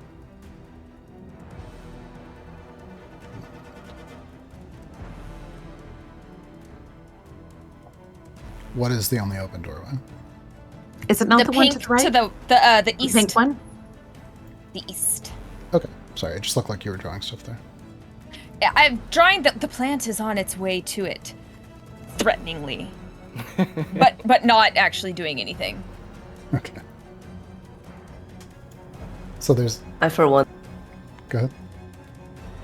it's not important. But yes, now that there's a clear target, Peach will take aim. Okay.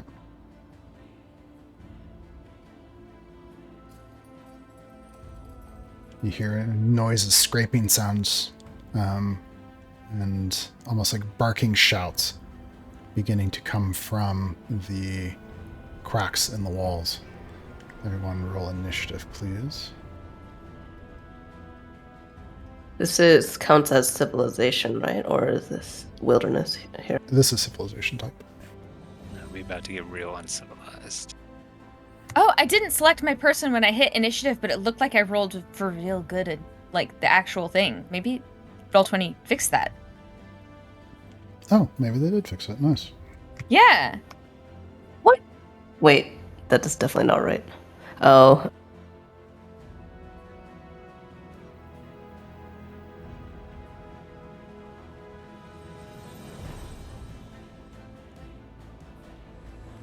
I'm so excited. You guys don't even know. Well, temple devoted to secrets that we need to know. These are important secrets. I must know the secrets.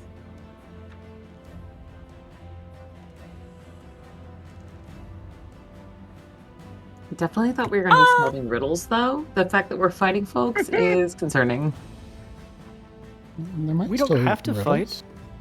They might just come up and be like, hey, this is our camp. What's going on, They guys? might come and have riddles. Well, I think that they're gonna come and realize that they effed with the wrong accord. Ooh, Chris, can they come in like Oompa Loompas? Just do it in song.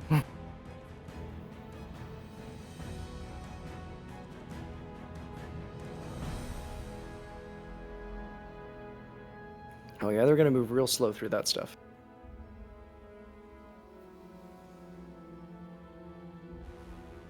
Chris, you forgot to shrink that one guy down. Yeah, how's he fitting through this tunnel? Just gotta squeeze. It's easy when you're made of like jelly. I originally was just gonna have them Oh, be no. regular sized, but they don't look very impressive.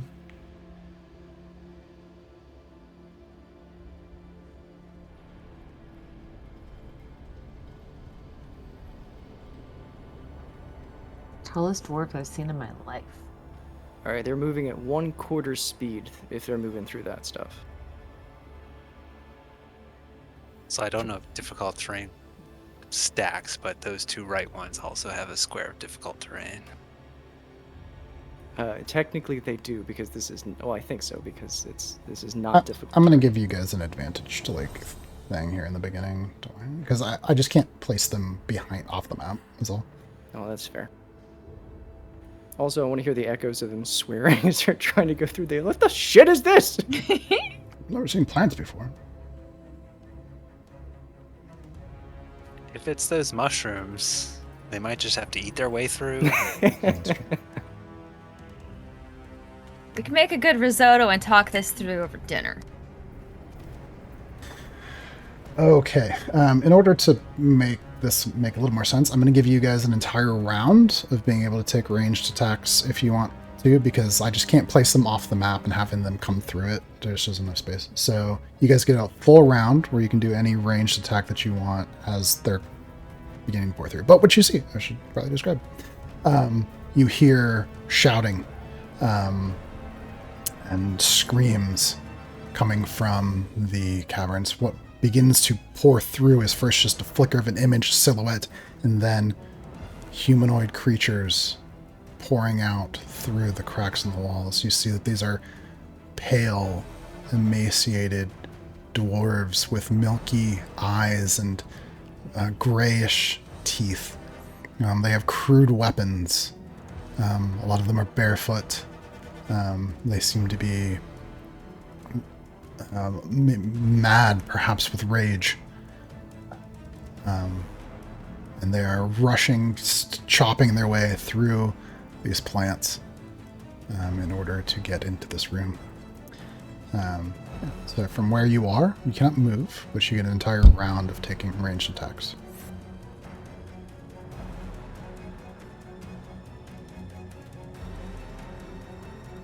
I don't see the initiative order, I'm sorry. Me neither. Is that it? Oh, Yeah, God. there it is. Oh. Oh, no. Did delete all the people? It didn't delete. I think it doubled up on everyone again. Yes. Okay. I have to just roll and manually input your number. I have to clear the whole thing out. I don't know why it does this now.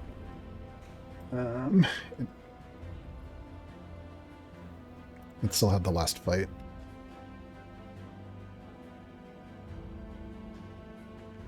That's the roll I wish I had.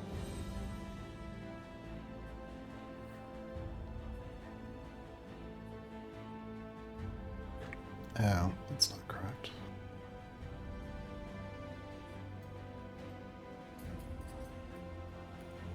Way to go, Peach!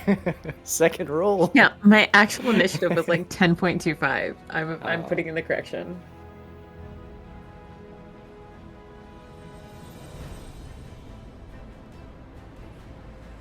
Damn, though. Give Peach a second chance. Oh, no, Fuck. actually, that roll was right. I'll just reroll.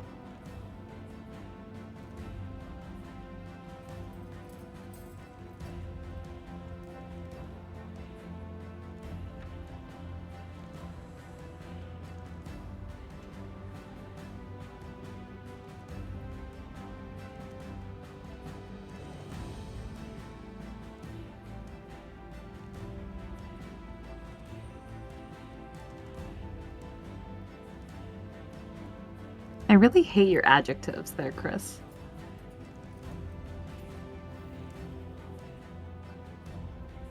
Does a critical fail on initiative mean that the person is surprised? It means they're dead. I would also take just heart Rabbit attack. Tail number 2 just didn't wake up today. Yeah, we can call them surprised. They stumble a little bit.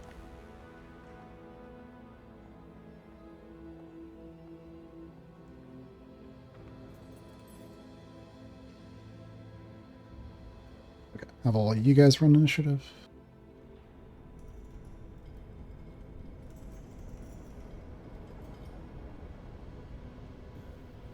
Okay, this will be your opening round. Peach, any range attacks? Okay, so my actual initiative was a 10.25 though. Like that, like 25 crazy Change it. initiative was my second roll. Can you change it? I put it in the chat, but yes, I can change it.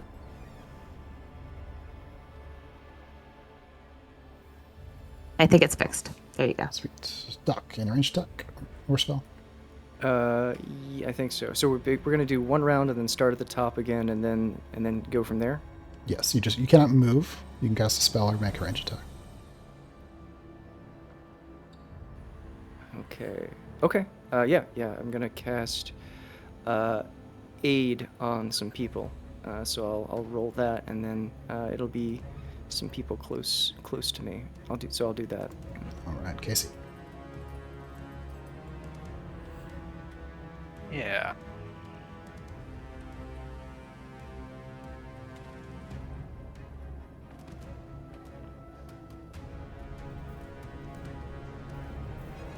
I think his preparatory spell procs as these creatures start to flood the channels, and he shimmers a bit. The flames from his magma lines flare up, and 3 other Caseys kind of just merge out from him and occupy the surrounding spaces.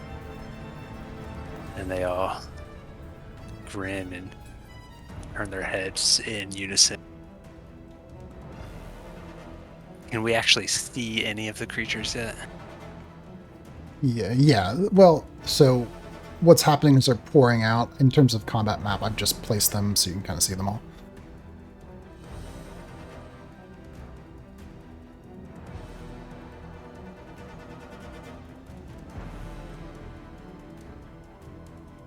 Yeah. He'll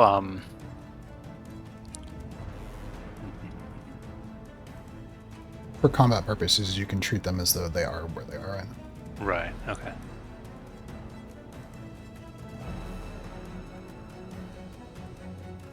Yeah, well, no time like the present then. He straightens up and lifts his hands and starts speak low guttural noises, and moves his hands, and a small spark appears right in front of him between his hands, and he moves his hands and it grows larger and larger, but he pushes his hands forward with a bit more force, and it shrinks back down to that tiny mote and then shoots out towards the south, where the 4 creatures are down there, and there's just the slightest bit of ash coming off of it as it flies out, and once it hits that spot, it erupts in a huge fireball.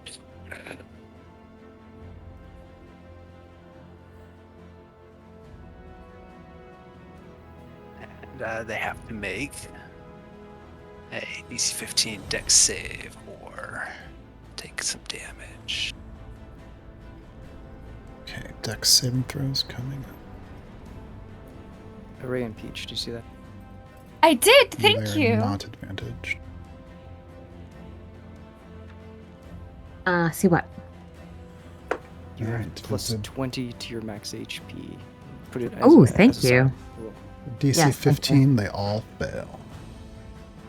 Oh my There. goodness. So they'll all take 25 points of fire damage. Presumably, this will also ignite all the plants. I wish you had My that babies. talk in our heads thing on, darn it. We can just talk out loud. We're in the same room. I have to wait till my turn, is all.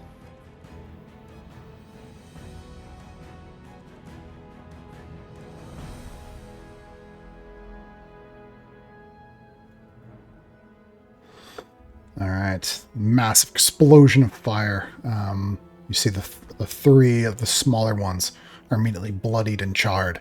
The plants ignite into flames, and so they will take some fire damage, but at the end of that turn, it will burn the plants away as well. Yeah. Oh.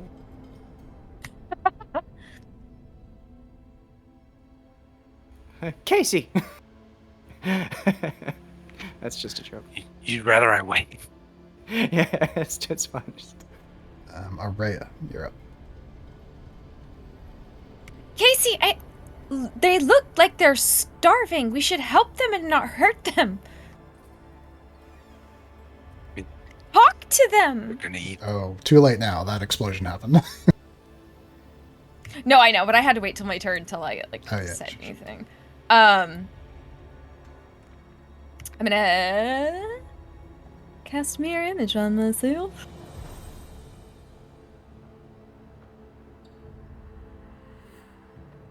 Have it. I know I have it. It is. All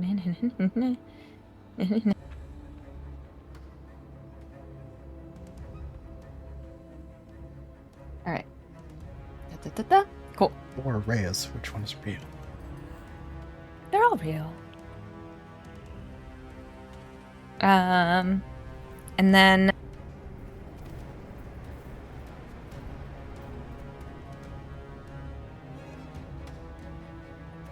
oh, I'm worried about cast. Yep, no, I'll save that for another time.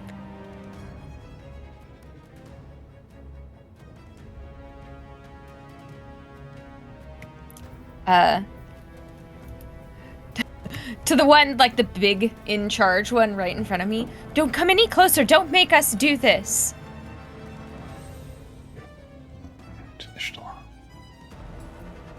All right. Do I? I should, I think, but I'm not totally sure. Have a line of sight to this guy here? We'll say partial cover, +2 AC. Okay. I have sharpshooter, so that shouldn't be an issue. Okay.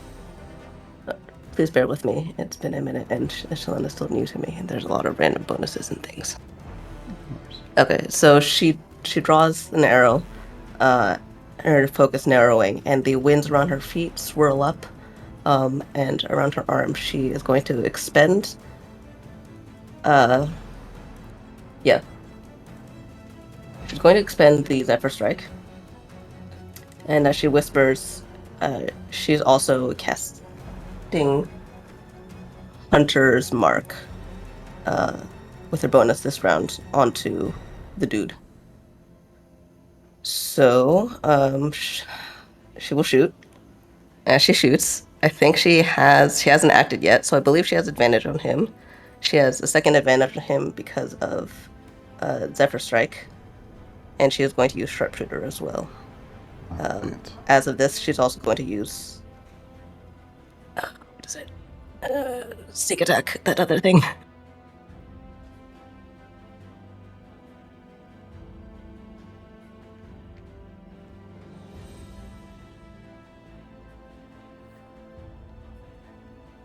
If it hits, she will use Favorite Foe.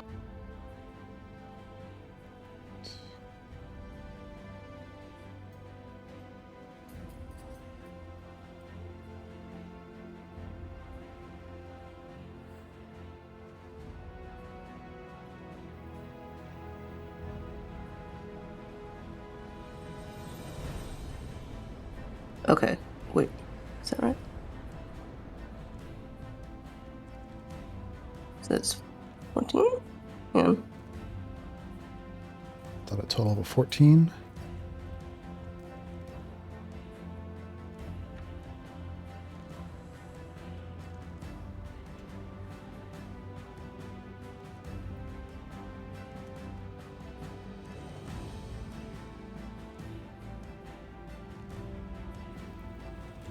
Wow, that was a really shitty set of rolls. I'm gonna use a destiny point to roll another one. Okay, give it a roll. Okay, that works a bit better actually. So 12, which is so plus 4, so it'll be 18. 18 does in To fact hit. Great. Okay, so that is 33 points of damage. Most of which is piercing, and some of it is force. I don't know if it matters. Yeah, as the arrow hits true, neither resistant to piercing nor force. Okay. And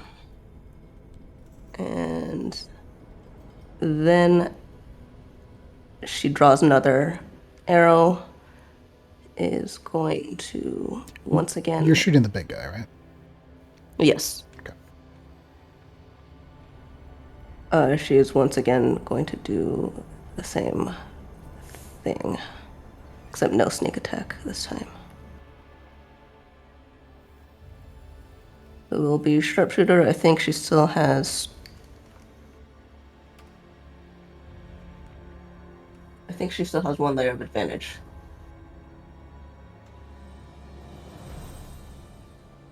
Yes. Okay. So it's just 1 advantage.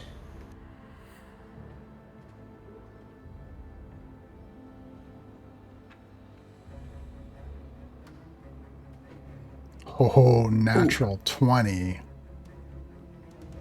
I wish I'd hit on the last one, but so that is 13, 16, 29 points of damage.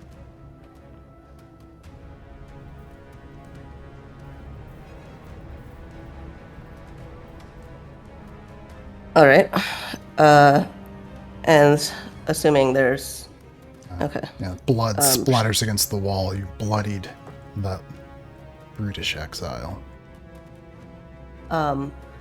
She inhales sharply and is going to use action surge.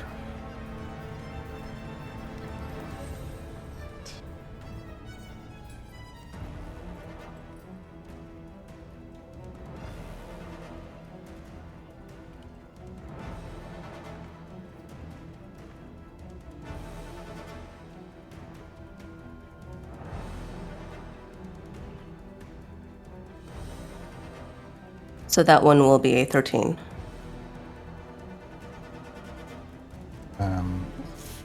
13 total, yeah, just hits into a piece of like bone armor on the creature.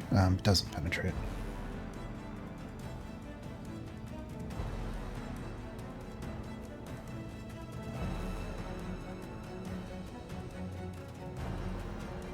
I think I actually did not roll that with advantage. You can roll over and double check, but I don't think I did.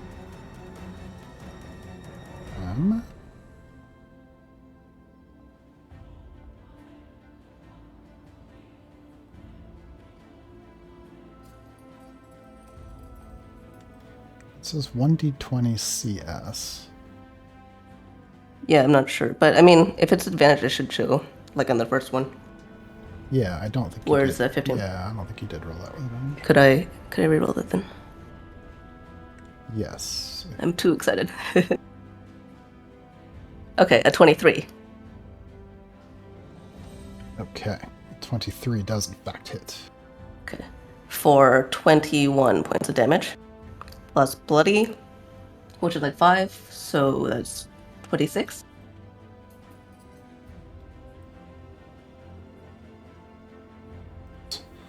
Yeah, more blood splatters out across the plants in the wall. And then she's going to go for her second ambusher strike arrow. Make your attack. The third arrow flies. Not worth at this point. Not worth it. Oh, okay. Was that a natural 20 again? Yep, that was a natural 20 again. What's your damage? 48. Wait, no. Sorry. 22 plus 6. 28. I wish it was 48. 28 on that last one. Does that include bloodied? Blooded only counts once per turn, right? Oh, yeah. Another arrow sinks in. Blood splatters against the wall. It's pouring down the creature's shoulder from an open artery. It's very, very badly hurt. Can I? And this won't count for this won't count for the damage, but can you use superiority die on hit? Let me show. What superiority maneuver do you want to do? More arrows. He gets the point.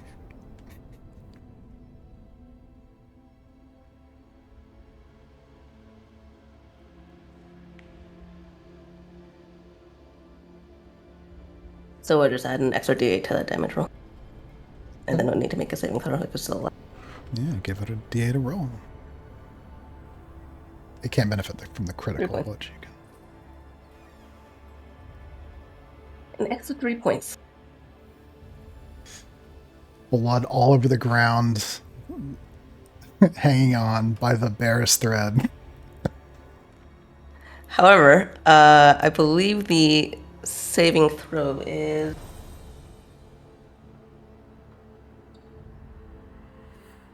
And did he already take bloodied? You already did take bloodied. Damn it. Critical failure on the saving throw. So this creature throws its arms up in front of itself. Call it, crying out, and begins stumbling backwards back into the plants.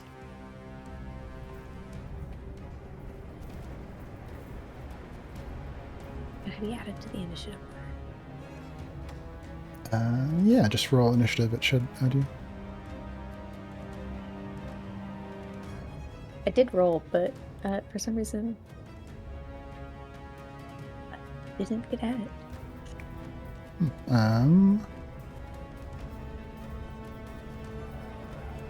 Yeah, it showed up that time. And just change it to whatever the original number, the original roll was. And then let me bring it up. Minus 10.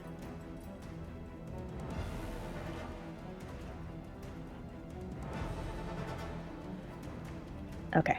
I should be after Peach. Cool. Anything else from Ishtalan? Yeah, sorry. I just realized I should have been adding a 1d6 for each of those weapon attack rolls. I only picked the first one. Roll all of them. I did just the first one. I didn't do the other. So I'll just do 3d6. Mm-hmm. So it's an extra 14 points of damage. Tell me a story. Okay. So Can each have used her reaction before some of that damage happened to tell Ishtalan to not? Because I was going to use my turn coming up to be like, no, put them to sleep. What are you You doing? can do it in response to something happening which just happened, so it happens. Oh no! her And eyes Yoshi's have going to roll a gone bunch of extra d6s. flat, and the golden color of them, or her eyes sort of hooding over, almost sleepily, as if she is pulling in focus from the air and the earth and the world around her. Everything about her turning into the arrows that she's losing from her bow so rapidly that they seem to bloom almost as one, right in a very tight cluster in his shoulders. Some of them going through into his chest, and the last one bearing through the center of his throat, coming out of the back.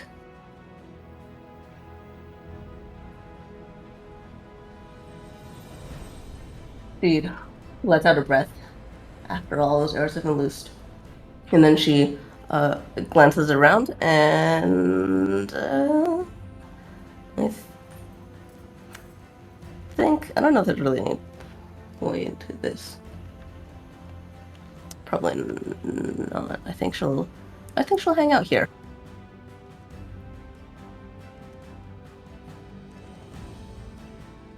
And that's it for my turn.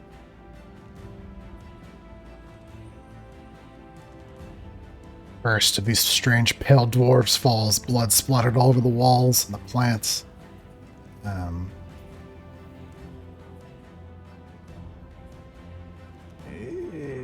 Peach Pine, you're up.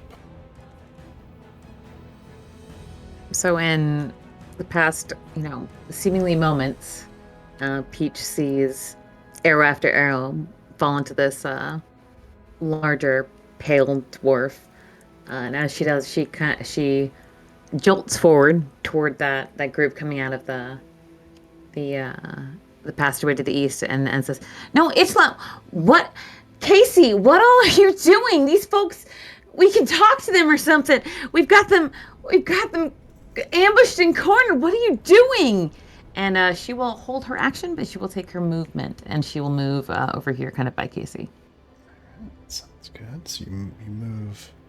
Yeah, and you're holding your action. You can trigger that whenever you please. Well, in response to something. Yes, but she has chastised Casey and Estalon for attacking these folks. It has indeed happened. Kibeth. I'm going to use my bonus action to get big. Ooh. Please make me large. I already declared earlier that I was holding my warhammer that I made that had like the shape of it is like her little curlicue horns. So she's kind of holding it and she's like looking around confused. And I think I'm going to cast a spell. 1 second. Haven't used my spell in so long. As you grow larger, roll any die and tell me if you get even or odd. Any die? Mm-hmm. D4, D20, doesn't matter. I'm doing a 50% chance. D2. That's an odd. It's odd, okay. As you grow large, the stone dais that you grow to overlap, one of your large feet on it sinks a little bit, moves a little bit under your weight. Not all the way, just about halfway, because you only have 1 foot on it. I look confused and kind of like do like a little test, like. Okay. Yeah. As you put more weight on it, it sinks down farther. You haven't committed yet, but just so you know, you can tell that it can move. That stone dais can move. Like it's gonna like go down if I stand on it, kind of. Yes. Kibeth looks around and she's like, guys, and she jumps onto the stone dais with both feet. All right. As you land on it, it slides down. Standing in the fire. You are, but you just smother it out because you're big. Yeah, you step on the stone dais, it sinks down and like goes into place. But nothing else seems to happen. You're not sure. Something's happened. Roll a perception check. How far does she sink, Chris?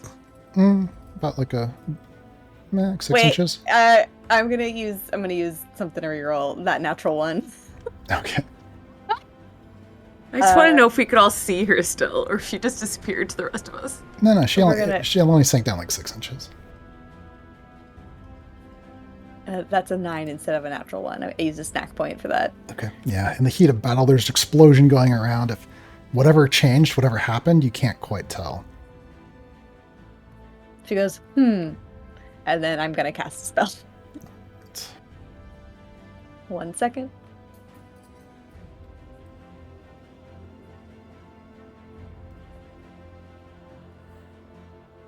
So, Chris, we need 4 Caseys and 4 Arrayas. They're just gonna have to occupy your spot. Dang it. It's great. It's like a Sondheim vibe. It's like 7 brides for 7 brothers. Okay, so I'm casting this on Araya, Ava, and Ishtalan because they're in range. Okay. And what are you casting? I'm gonna cast Aid. What happens when I cast it at level 2? Oh, it is a 2nd level spell. Okay. So, the three of you.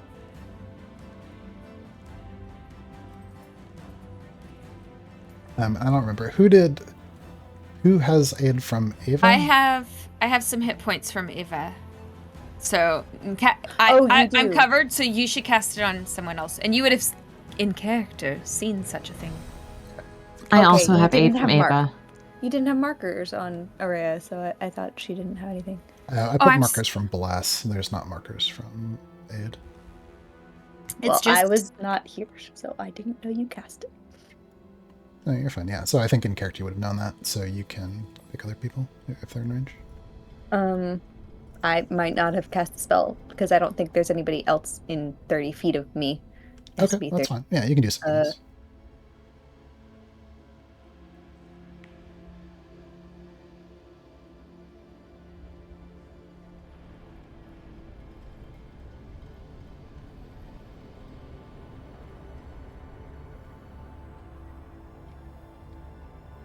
You know, I'm gonna. I haven't used my reaction. I only used bonus action, so I'll hold my action. You know what Oh. you could do? You could do yourself, Ishtalon, and the dwarf, and that would be 3 people.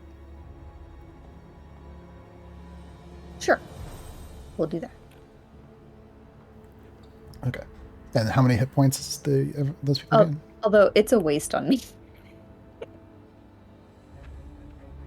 We haven't seen him hit yet. You are the only tank that exists right now. Sure, I'll still cast on those 3. Okay. Yeah. Aspen's not here to tanks. Okay. Yeah. Just type in chat how many hit points they're getting. They increase by 5. It's in the spell. Okay. Cool.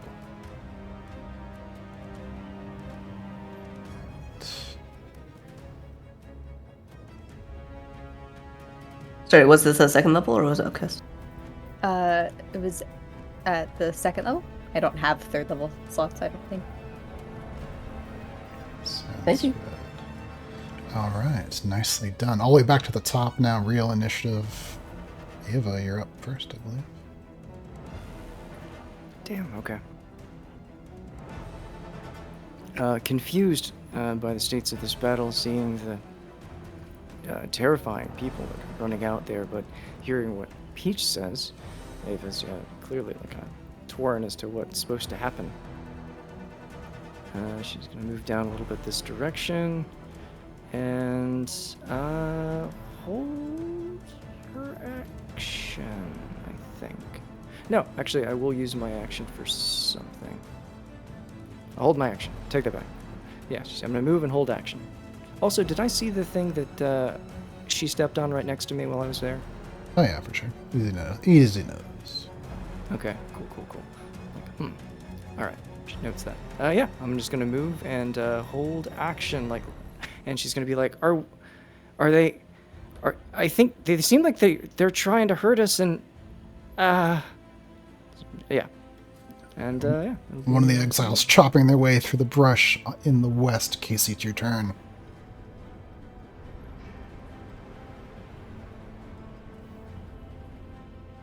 Doc's right, they didn't come to talk. Casey takes a step south. And,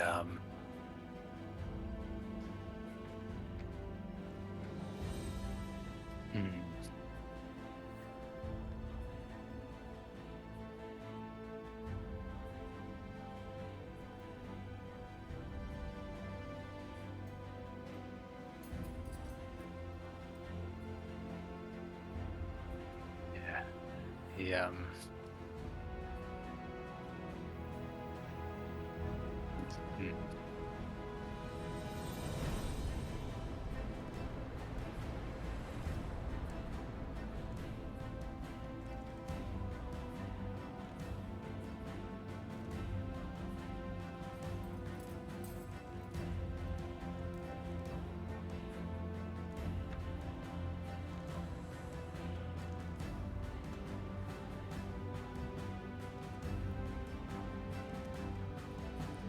he sends another fireball down to those at the south, muttering low, deep words. The walls start to shake around him, and another moat shoots out and blasts right in the middle of the four guys to the south.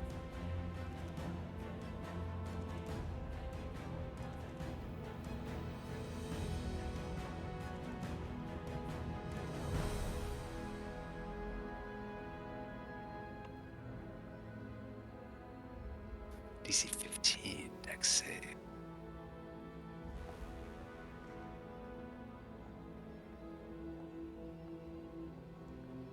Fail, pass.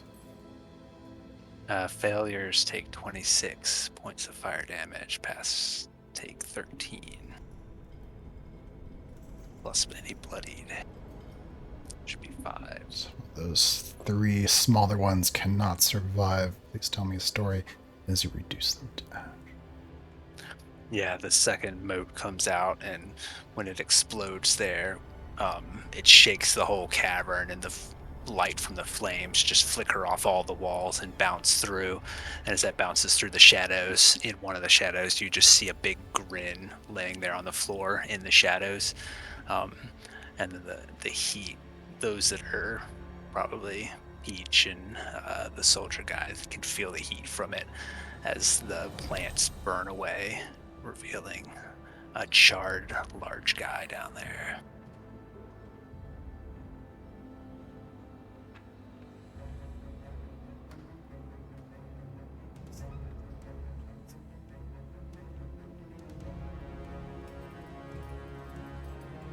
I think that's gonna be his turn there.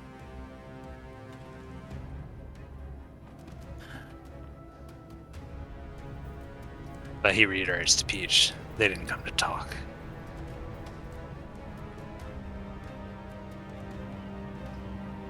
Rhea. I think that they've come to defend. They're dwarves.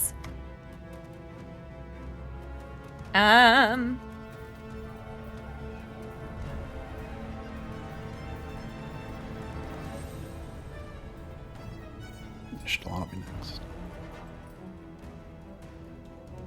Hey, Chris. She's going. Oh, sorry. Go ahead. It's all good. She's gonna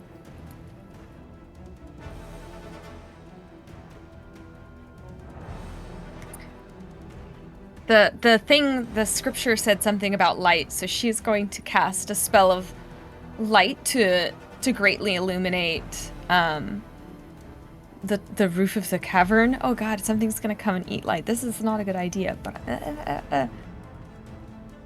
I'm doing it.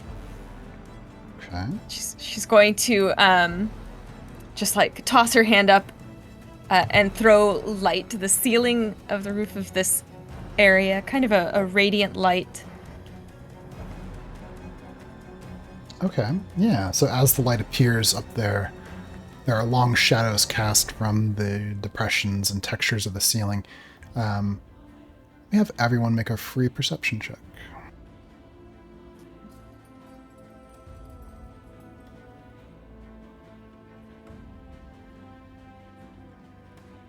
Good God, 32. Meanwhile, I'm with my measly 5. Mine is not great either. All right. That's what I do. I drink and I see things. No, I love it. I love it. Ishtal and Casey, Ava, you realize as the shadows are carved across the ceiling from the new light source, there is a dais directly above Kebeth, slightly offset from the ceiling. The same design as the one she's standing on. It's hard to see at first in the dark, but now... How tall is this cabin? You said it was like 12 feet. 12. But Kebeth is like 10 feet tall now at this point, isn't Yep, she? it's right above her head. Or like 12 feet? Lift your hands. Look. Wait, I don't see shit. Head back. Here's light. No, it's important. Are you telling me? Because I have a held action, so I can just do it. Girl, yes. Okay, so you I use... think, yeah, I can yell that. Oh, sorry. No, go ahead. One of you used your action to shout it. Oh, this is still Yep. my turn, so it's not my reaction. Oh, yeah, it is your turn. In response to Aurea's shouting, Kabeth looks up. She's like, and she just puts her hands up and just pushes up. All right. Please make a, This is about to get so please make a complicated. DC 20 athletics ability check as you shove as hard as you can. Okay. Hold on one Piece of second. cake. You got this. Do the best. I'm You just finish thinking your I thing. might have something to boost it. Hold on. Where is it? Sorry, I have like 20 things in this. It's all good. I don't want to hurt these guys. I think that I'm just waiting for the mayor to come back. Oh, I don't have a bonus action. Don't It's not- touch anything. I'll be back. Next turn, I could, if I don't make it, I can try again on my next turn. right. No, and that timing makes more sense. I wish there was some way that I could non-lethally push these dudes back and make them wait. It's okay. I'll try again on my next turn. I have a thing that I can give myself advantage. All right. Yeah, you press Wait, as wait, hard wait. as you can, but oh, your footing's Wait, a little bit off. I'll try. No, I won't Oh. use it. It's fine. Can I use...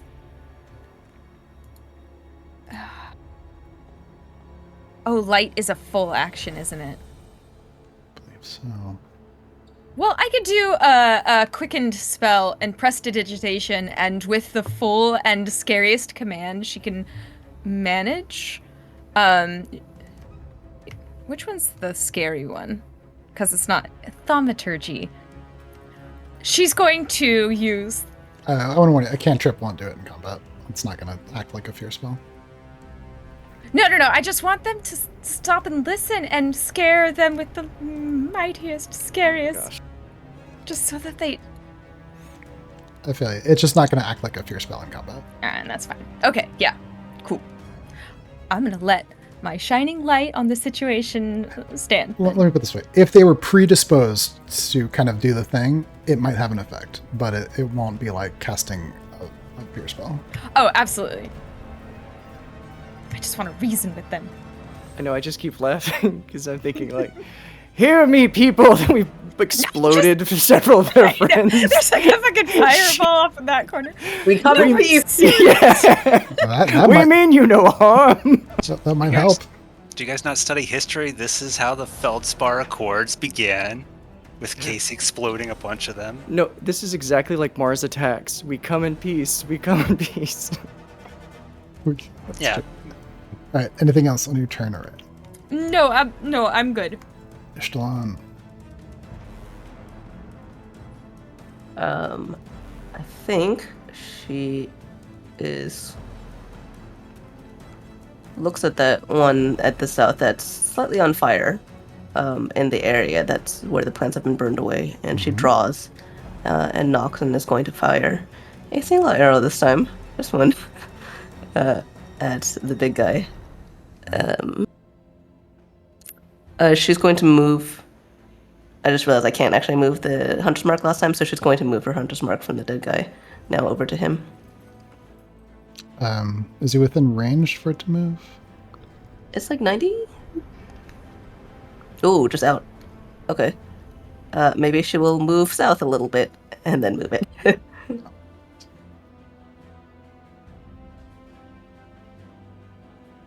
Yeah, probably not that much south, but I'll back her up a little bit. And yeah. Let's see if I hit. If this hits, she'll do favorite foe. And can't do sneak attack. There was one other thing. Oh yeah, and she wants to do another menacing attack. All right. Let's do it. Oh! Another natural 20. Holy shit. So yeah, that is, and it's a DC 17 wisdom save. 36 damage. Failure on the save. He's now frightened. Do you want me to link it again? Oh, yeah, please. There's like a lot of manifestations of the word like fear in this game. A lot of them are different. It's just a condition frightened.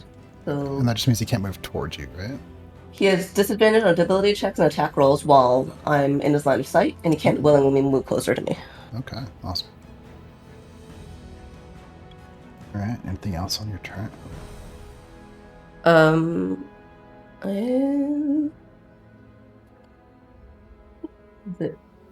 Although she does look over at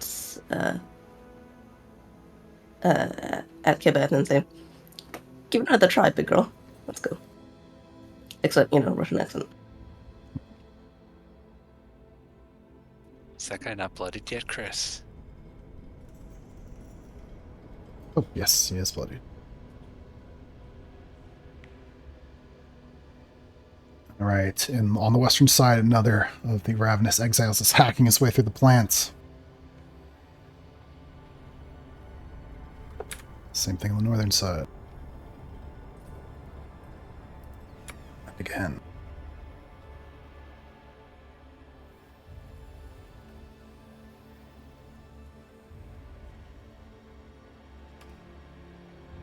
You see one of them's broken out on the northern side. It's going to use a cunning action. Make it all the way to Ishtalan. Comes in swinging. Hatchet.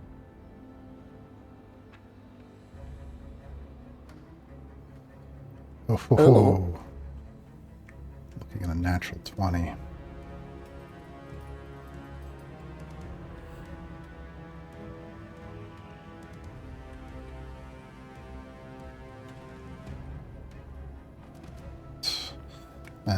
So looking at natural 20 to hit, that's going to be 18 plus 4 for 22 points of slashing. Oh, damage. sorry. I just realized I didn't press it send. I'm going to spend a destiny. Oh, so I can reroll that. Absolutely. 23 to hit. And you're looking at 12 slashing instead. DC 16 Constitution saving throw after an hour. You don't need to make it up. Peach Pine, you see one of these pale dwarves come running forward and hacks at Ishtalan. Hacks at Ishtalan. Does Peach still have her rifle ready from 2 actions ago? Did you, if you pulled your rifle out, sure. Yes, I did and loaded it. So in that case, Peach would take a shot at the one that's running at Ishtalan. She would level the rifle at it, kind of swinging. She'd been aiming it at that eastern entrance, but instead she'll strafe a little bit to the left, and she'll swing the rifle left, and she will level it directly at the one coming at Ishtalan. Sounds good. Now, question: do you have the rifle that has the scope? Is it the Vertex rifle? I have the clockwork rifle. Yes, the Vertex rifle. Okay. Just as a reminder, that one you have disadvantage if you haven't taken the aim action, because that's the scoped one. Yes. Can I use the clockwork pistol instead, perhaps? Sure. Cool. I would use that instead. All right. Yeah. So you sling the rifle, pull the pistol. That'll cost half your movement, but you have plenty left. Make your attack. That seemed to just roll damage, so that didn't seem to roll attack. Hang on. Yep. I'll give it a second.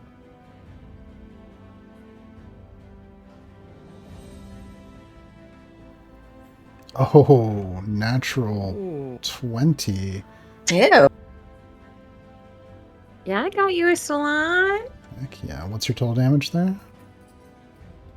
19 plus 15 is 34. 29, 34. Tell me a story, Peach Pine. So, Peach had been giving Casey trouble, giving Ishtalan trouble for shooting at these people coming out of the cracks in the walls, these desperate-looking, emaciated, pale folk. But when one of them comes at Ishtalan, Peach just reacts. She swings the rifle along her back. She pulls the pistol from where it's at her hip, and she levels it directly at the one coming at her friend, and she blows it away. Alright. Boom! Gun crack. echoes in the cavern. Blood splatters out across the ground. He's dead, lying there, reforged. Nicely done. Anything else on your turn? Peach will just holler and say, Ix, are you okay? He kind of does a little start at the sudden crack and boom and glances back toward the path of it and then smiles and just gives a sort of, approving forest man from a distance nod. Nice. Kebeth, it is your turn. Okay, I'm gonna use my bonus action to use my Channel Divinity Peerless Athlete, which will give me advantage on this. Excellent. And I'm rolling athletics. Mm-hmm. All right, Kebeth, with determination, she kind of, okay, I got this. She's still holding her camera, so she's not gonna rub her hands together, but she'll push up again and she'll try even harder. And 25 should do it. Pressing as hard as you can, your weight pushing down the dais beneath you, the one above you grinds, clicks into place. There's a sound of grinding stone, and the doorway in the north slides open. Does it stay open if I start to pull my hands back down? You pull your hands down, it stays open. Quebec tentatively starts to lower and turns to see if it stays, and when it does, she's puts her hands up. She's like, "Ooh, way through!" And she's like, "Do we need to kill all these guys? Can we just get out of here?" Would anyone like to use the reaction to answer? You still have your movement if you want to move anywhere. Yeah, I will. What area seems the most threatening right now, out of, if I look around? Oh, it's hard to know. You're hearing a lot of noise on the western side. But I just see plants. I don't see anybody breaking through yet. No, you can see them hacking through. You can see the upper half of their body. And Chris, why is there Gengar on the map? That's Casey's uncle. Ah, okay. I was like, why is there a I don't Pokemon remember here? who it is. I think Araya has thought it's your uncle the whole time. All right, just If making it sure is- because I was like, If it is, he's a shadow of his former self. okay, I am gonna move. Araya's got. That guy is dead next to Ishtalan. Yes. That's the one Peach hit. Okay. I will move over here and I kind of raise my hammer up and I'm like, "You guys better stay back. We didn't mean to break into your place, but it seems to be made for us." And she gestures to the thing she just pushed up. "So maybe you should just let us find out what this place is and we'll let you live." Just so that wall in front of you, that's where the ceilings collapse. They can't actually see you right now. Oh. I see. Okay. I didn't know the ceiling collapsed there. Yeah, Okay. they kind of look like swimming pools maybe, but that's where the ceiling collapsed. Oh, I was not here for. I was completely AFK and not listening, so I missed some stuff happening. Okay. Oh yeah, your well, phone call. Yeah. So if I just move you there, it works the same. Okay. Yeah, I shouted those things at them. Was I persuasive? Do they know what I'm saying?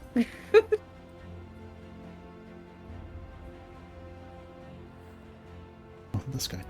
Yeah, down in the southeast, that brutish exile throws his arms up in fear and goes fleeing back into the caverns. Ooh, does he take fire damage before he does? Yeah, roll d6.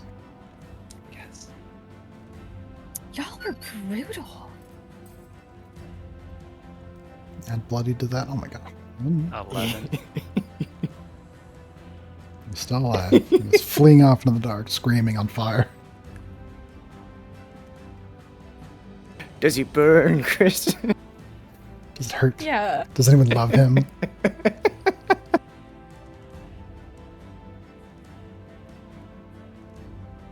but as long as he no longer sees me, then he'd be like, wait, why was I so afraid? I don't know if he persists when he comes back. If he said like, I suddenly remembered, and then runs away again or what. No, just let him run. He'll run into some skeletons eventually. I wonder if he's afraid of Ixtalan. Does she look enough like the Shalati statues that he'll be afraid of the Shalati statues? Just like inexplicably afraid of some of the statues now. Over in the east, one of the Raven exiles, his friend laying dead on the ground behind him, steps forward, looks at a giant Kibeth. You're saying something, but he doesn't seem to understand. He takes a moment to build his ravenous courage and then runs forward at you.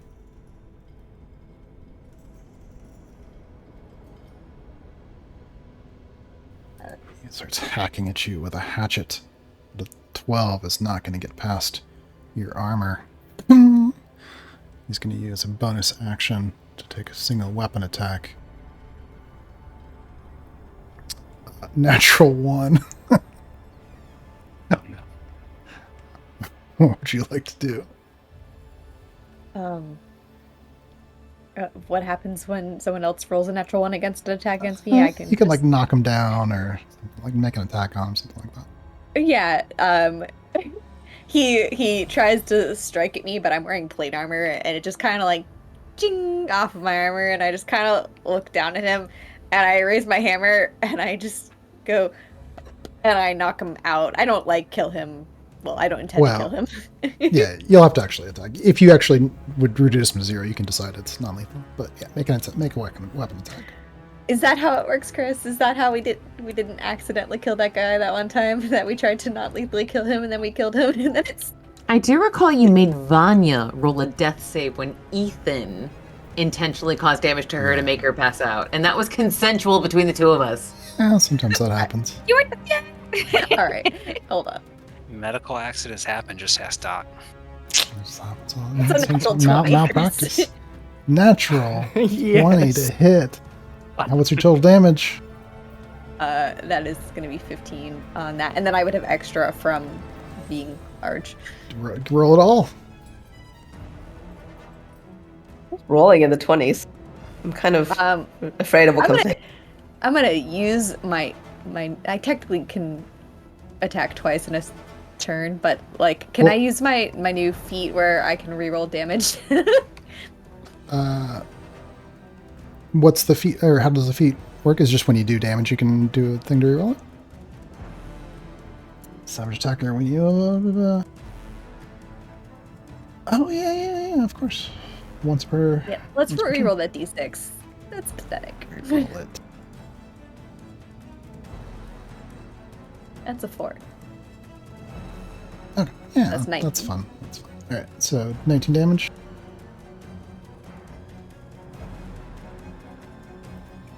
Yeah, you give him a good clang with your hammer. Shakes his head. He's pretty tough. He's not going down yet. She just goes, no. As she whacks him, no. Alright, down in the south, the Dwarven Guard. Hatchet in hand. Shadow and stone. Stories of old. Hail the horns of the maiden. The time has come. And he goes rushing towards the enemy. We made him a zealot. That's not zealotry. He just got faith. He's gonna die gloriously for you, Araya. God, that's like the least thing that I want. On his lips, bubbling with his blast heart's blood, is for the maiden. My charisma was too good. I wanted him to go save himself. Another of the ravenous exiles comes running toward Ishtalan. Used the bonus action to get there, but it's going to make a slash attack. Oh my gosh. What the hell? Are they really intent on killing me? Jeez. Alright, that is, again, a natural 20. Are you just the tastiest one out of all of us?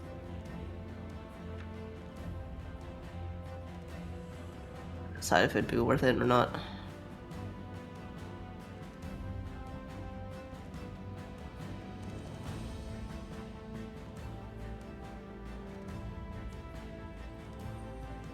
I'm probably fine. Alright, looking at 18 points slashing damage. Although, well, would the natural 20 have an effect on the disease thing too? No. Okay. 18 slashing yeah, damage. she'll eat 18 slashing damage. All right. That is the same 2019 roll of the last guy. Maybe it's like their Friday night dice tipping. Like the whole That's of roll what I was 20 is just like, let's Mhm. make Fridays spicy. Mm-hmm. Ones or 20 is no difference. You see another brute trying to Yeah. hack his way through all the plants.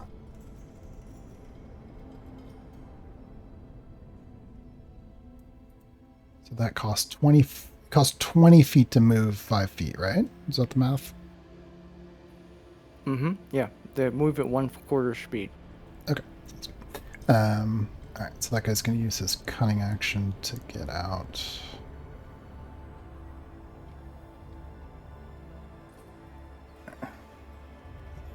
Almost 10 feet. So there. So one of them's broken out.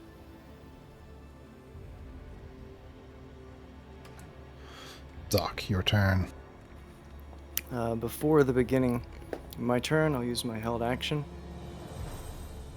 to cast a spell. What you going to cast?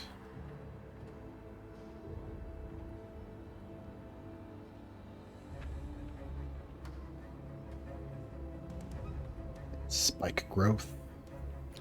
And Radius. yeah, it's got a 20-foot radius, so I'll put that on there.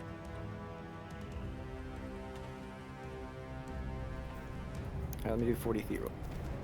Sure.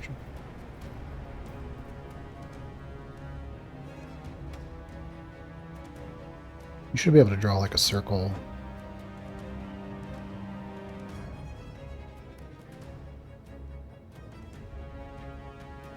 Can you measure this? Is this 80 in width?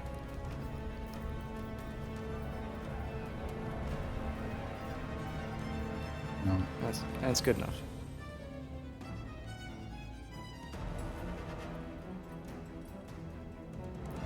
I'll place it one sec.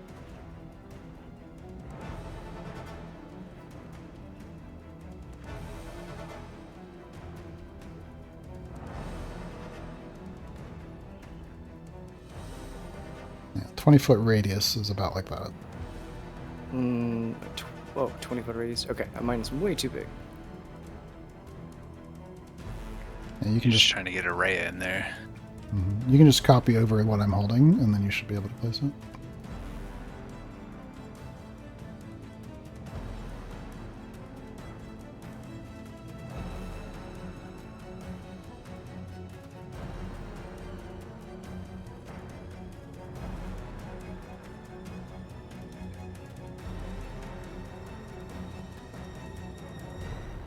You cast it right on Ishtalan? Yeah, no. Right here through the passage where everybody is. Awesome. As she casts it, she's like, "Please just stop moving. I don't want to. You don't want to. No one has to get. You don't have to get hurt." And she's gonna back away a little bit from that area. Their culture does not understand passive aggression. She does not aware of that. And then, I guess, having moved this direction, gonna move back towards the big person, and shit.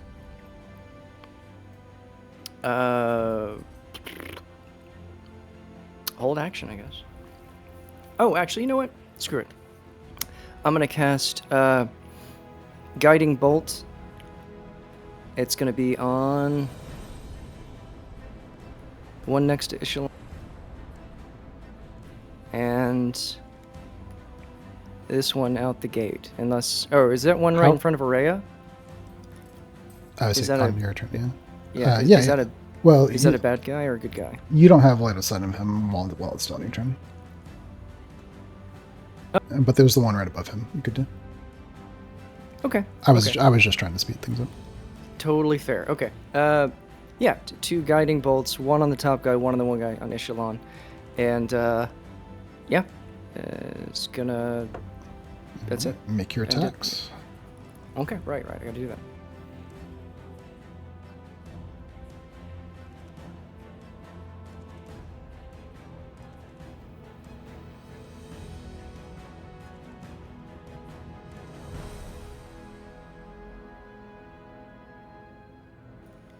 Sorry, it's not.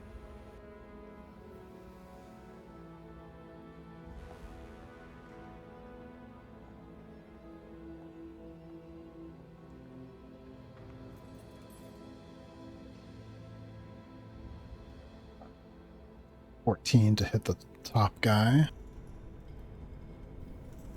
Or the northernmost one. 14 seems to glance off a bit of carapace armor in his shoulder. Okay, the other guy is Second one gets illuminated. hit. Yep, he's just bright and shiny. Yeah, and she's just gonna back away. I'm gonna move so I have line of sight on Array and end of turn. All right.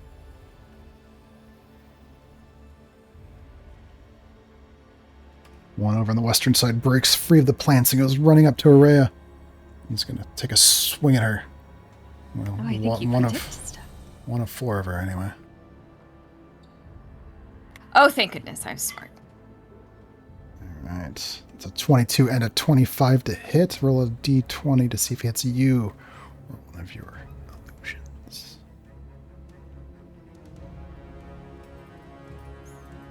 It's a 4. I can't remember. Mirror image higher low. You gotta get above a 6 for it to hit a duplicate.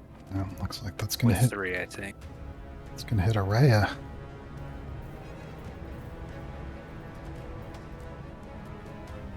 Looks like Araya, you're going to take 18 slashing damage as this pale dwarf comes sprinting that's at not you. terrible. Hacks at you with a hatchet. 18. Yes. He's going to use a bonus action to make a second weapon attack. Just like a... Oh, ooh! As a reaction to when I am injured by something, Hellish Rebuke. Aha, what's it look And I like? auto-cast it at 2nd level. What does it look like? As he runs up and slashes her worry and concern for these obviously struggling people, something changes in her expression, one that's spite. And she almost hisses and spits back at them where flames leap from her blue and towards them. Blue flames sear this guy. He seems to grit his teeth and bear through it. He's currently looking at a natural 20 on his saving throw, which would be no damage if it stands. Oh, it's successful if it's successful, it's half damage. Yes, but if he gets a natural 20 on those, I held them. Oh. You guys get the same thing. Yeah. Oh. That little dickhole. Yeah. Yeah. Well, he'll have saved it, but maybe his perception of her will have changed. I don't know. So blue flames scorch his skin, but he glares at you, screaming angrily. You can see his gray teeth. There's like lines of saliva that connect him, and he's got milky, pale eyes. Actually, because he's about to like really hit me, I'm gonna use a fate to make him reroll that save. That I'm just, you know what? He's gonna hurt me again, so I'm gonna hurt him a little bit. Hopefully, theoretically. You're gonna use the fate to have him re-roll the saving throw? Yes. Re-rolling it. Failure. So he takes 8 points. Blue fire damage. Yeah. So he's using Oh, bonus. plus 6 for the higher level cast. So it's Oh. 14. She gets 1 automatically at 2nd level for being a tiefling. Nice. Alright. He's using his bonus action to make a second attack against you. That's fine. Oh, 24 is probably going to hit. You're Super looking hits. I super hits. Like, let's... 11. Wait, no. He might hit one of your illusions. Roll a d20. Oh, please hit an illusion, because that's why I have it up.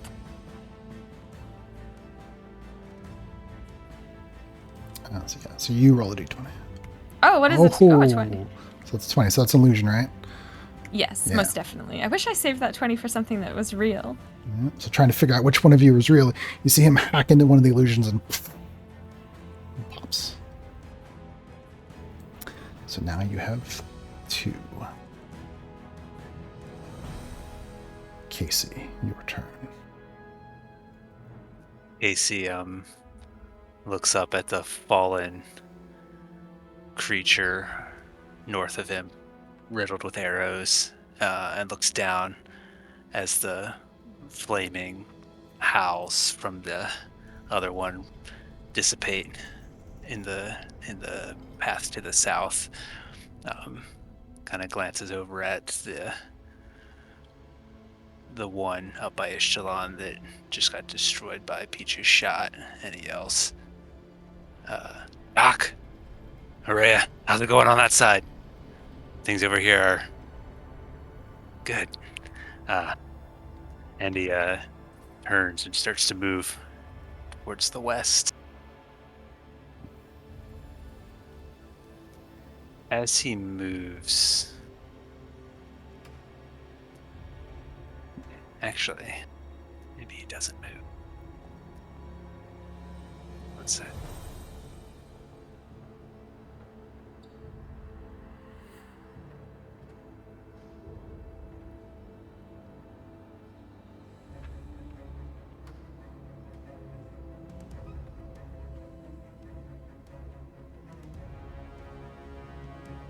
Yeah, he doesn't move. Stands right there, cracks his neck, and forms a ball of energy, chaotic and formless in his hand. And he kind of leans to the left a little bit to look past Peach, leans back to the right, it's past Araya. It's like, sure. Slings it. It flies right past Peach's head, undulating the whole way, changing between fire and ice and other unspeakable shapes. And it's aimed right at that guy in front of Araya. I'll be advantaged because I didn't move. And I will use sneak attack dice if I hit him. Yeah. Alright. He will have +2 armor class because you have to fire through a couple of distractions. But... Yeah, okay.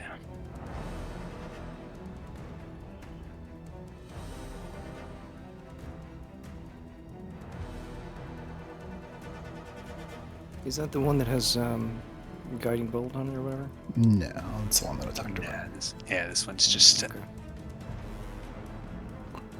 26 is definitely going to hit, even with the obstacles. Nice. Yeah, the orb comes flying through, strikes with... Let's do... fireworks. Strikes with 10 points of fire damage, plus...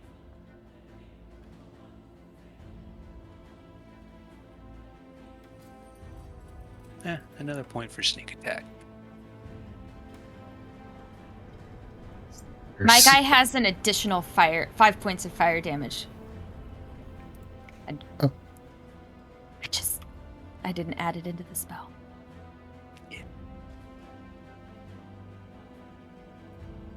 All right. Yeah, the first blue flames and then red flames scorch the creature. He is now bloodied. You can see part of his face and his shoulder burned. Lovely. I think that's gonna be my turn. Actually. Right. At the end of Casey's turn, the dwarf that was protecting Ray uses his held action to attack.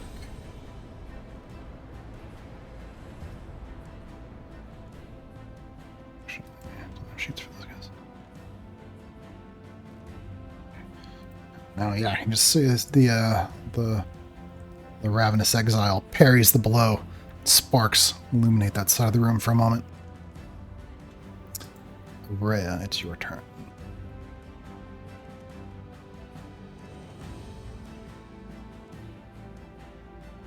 The one that is on me. And the dwarf just to the north of you says, "Oh, crap!" Gosh, get behind me! Oh, that's my friend. Mm-hmm. But if I move out of range of the dude, it's an attack of opportunity, right? He has the option to take it, yes.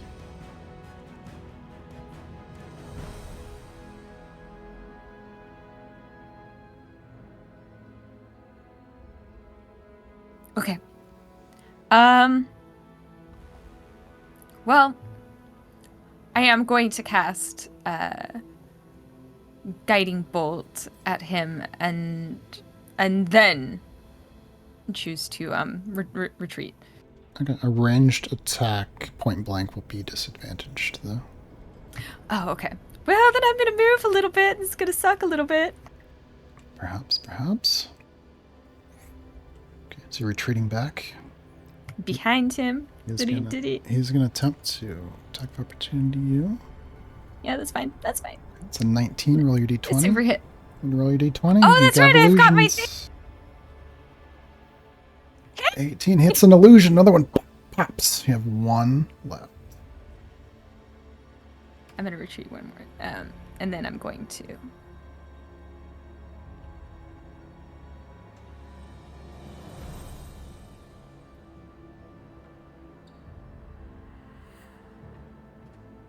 You weaving up a guiding bolt.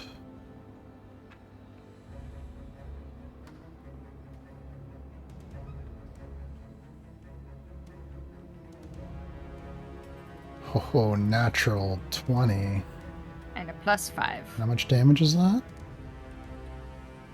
that? 29, 33, 43, 48. Damn, Jess. Tell me the story. I got it. Oh. Tell me a story as you obliterate this pale, emaciated dwarf. Don't describe it that way. My heart. The sickly looking, childlike thing. God damn it. As she's trying to retreat, doing something where she's pulling away from him in the fight, yet he still goes to attack her. She turns to him and snarls, "You dare!" And from her hand, radiant, blessed light, like a righteous fire, flings from her and into him, consuming the blue flame, the worm flame, and just filling him with divine golden light. Nice. Down to the ground. Bits of go. Anything else on your turn? No, I'm good. Oh, the dwarf didn't get hurt, right? Nope. Okay. Psychologically? I'm behind him. He didn't see my face. Maybe he looks at his hatchet. Eyes go wide. Ishla, you're up. I mean, there's nothing about the legends necessarily says that she has to be a maiden of peace. Islam snarls and hisses briefly as she gets hit not once but twice in rapid succession, and spins and ducking low, she draws the scimitar from its scabbard, still holding on to the other one, and her eyes narrow, the pupils expanding as she takes intense focus on the dwarf in front of her, and she is going to use her bonus action to give herself advantage on this hit, and then she will come winding up with a strike.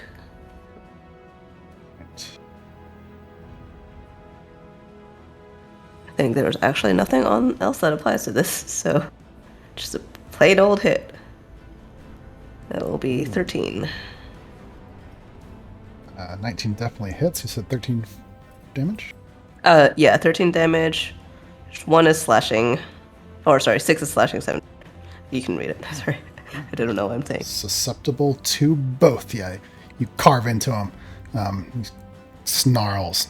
Readies his hatchet. Anything else on your turn?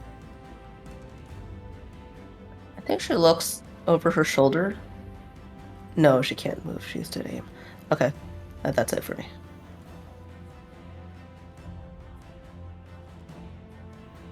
Oh gosh, that's in the 15, 20. 20 feet of movement in your spell, Ava. Okay, yeah. I'll roll the damage for it. As he's moving through that, Ava is horrified as he's taking this damage, and not actually, because I can't move, but she sort of is taking a step towards them with her hands up, going, "Stop! Stop!" Trying. And I'll roll the damage for it.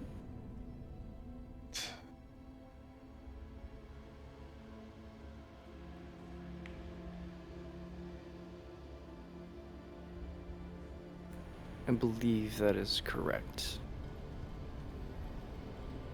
2, 4, 6, 8. Yeah, 8d4 should be.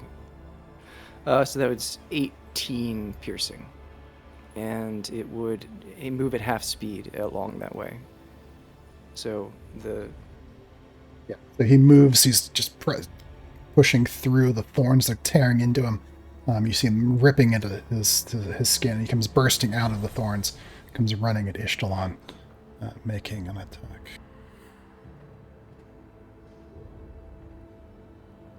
Now, it is a 17. Will that hit you?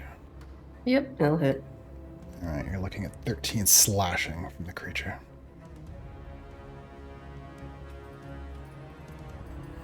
I am, as it hits her, a splatter of blood flies out.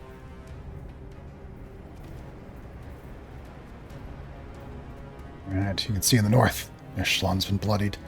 The one that's been guiding bolted in the west comes bursting out of the bushes, the plants, and comes running and is going to attack the dwarf protecting Rhea.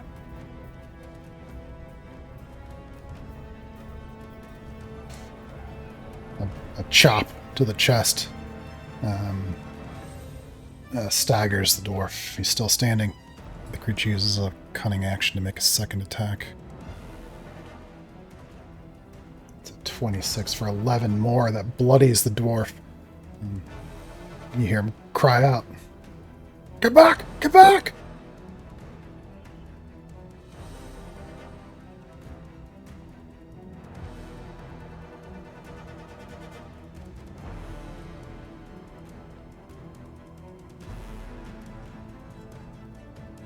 Oh wait, he got 5 bonus. Yeah, he's still. He's got those 5 bonus hit points from Kabeth.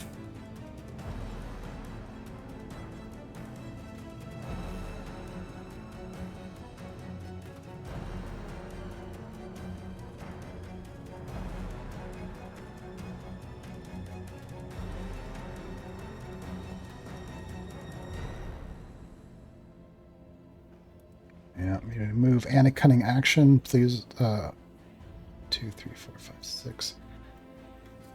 6 squares of movement in your spell, Ava. Okay, it's 12d6. I'll roll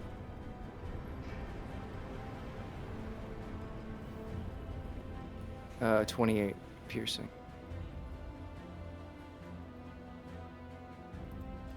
Another one comes running forward on the northwestern side, bloodied as thorns tear into him. That's as far as he could get. Peach Pine.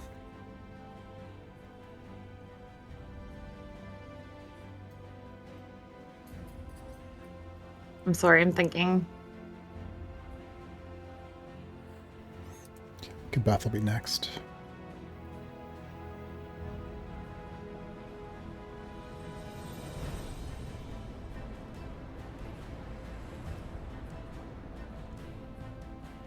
And we'll probably end after Kabeth's turn, because she's less player.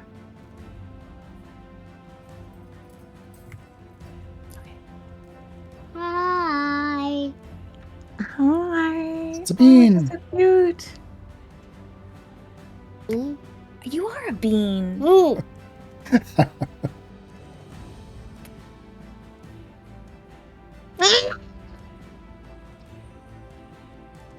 Ferocious. The dwarves sound just like that. Chris, if you'd said that, I would have attacked. Hi, Deirdre.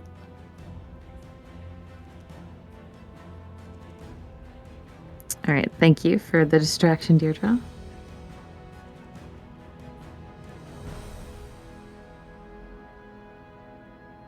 All right, so Peach is going to kind of dodge around the mannequins here and run a little bit toward the north where Ixtalan is being set upon by a few of them, and looking at the one closest to her, excuse me, closest to Peach, the one at the south. Peach is going to cast Dissonant Whispers.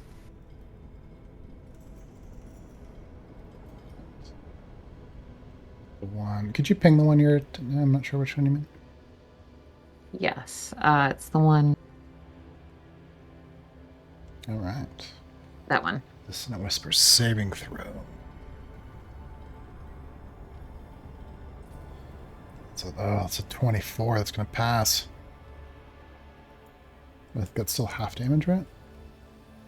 Yes, still half damage, which is a fabulous 4, but Pete tried. Yeah, the creature staggers and shakes its head, still fixated on Ixtalan. That'll do it for Peach's turn, though. Except, actually, she hasn't spoken yet, so she'll kind of holler to everyone. Are we? We're killing them all then? With this, we're going for broke. Kabeth, return. I'm going to take a whack with my hammer at the guy immediately next to me.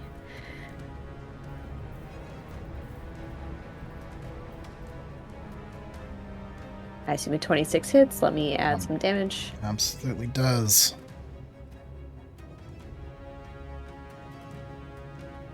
So you also get...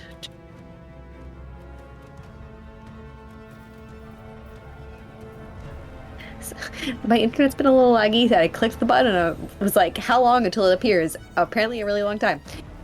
That's an extra 3. Let me see if there's anything else.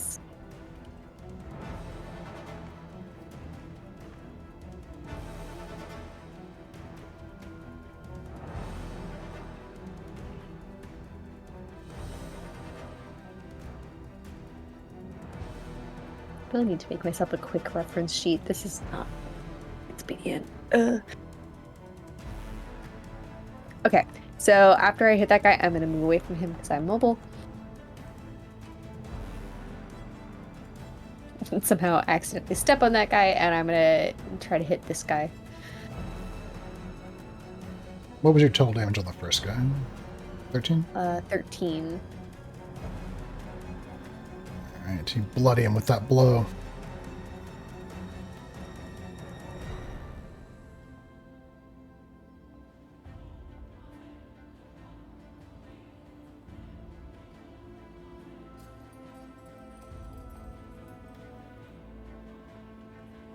$16 to hit on the next attack. That was so weird because you saw it before I did. Like, the number didn't pop up and you were like 16, and I was like, waiting for it. Does a 16 hit? 16 hits. I'm going to use my hit it again feat to reroll that damage, though.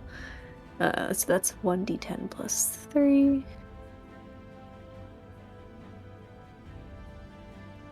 I will take that 8 instead, plus 3. So that's 11 damage instead. And then I get to add my giant smite. Just do one more. You bloody that dwarf as well. Okay.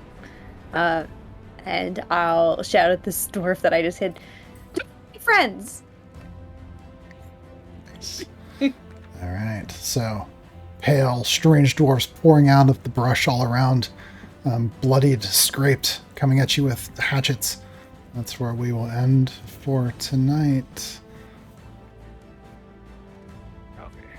Oh, I feel like we could massacre the rest of them just within 10 more minutes or so. I mean, these guys aren't that way. We could definitely. If you guys want to, Should we? if you guys want to Ava! keep playing, we could. But I No, assume no, you I want have to go to rest. Yeah. I need to go to bed. No. I gotta go buy a car tomorrow. 'Cause Hey. Hey, good luck. I wrecked my car Good luck. in Oh, December. not good luck. No! I haven't had a car since December 9th. Yeah, it's been great. What are you gonna pick up? What do you? We have do you better have luck. one in mind? I picked out a used Subaru that it Ooh. seems pretty good. It actually is almost identical to my mother's Subaru, which is pretty funny. Like same color, same style, but hers is hybrid. So I'm gonna put a big sticker on the back of mine so we know whose is whose. Hey, you know you've reached adulthood when you're driving like your like mom-mobile, right? Like mine's literally my mom's old car. I'm driving what she drove when I was in high school. Oh my god. Amazing. That was I can't believe it runs. my first thought. My first thought was, oh, you're gonna attract all the lesbians with that Subaru. Hey, that's Hell yeah.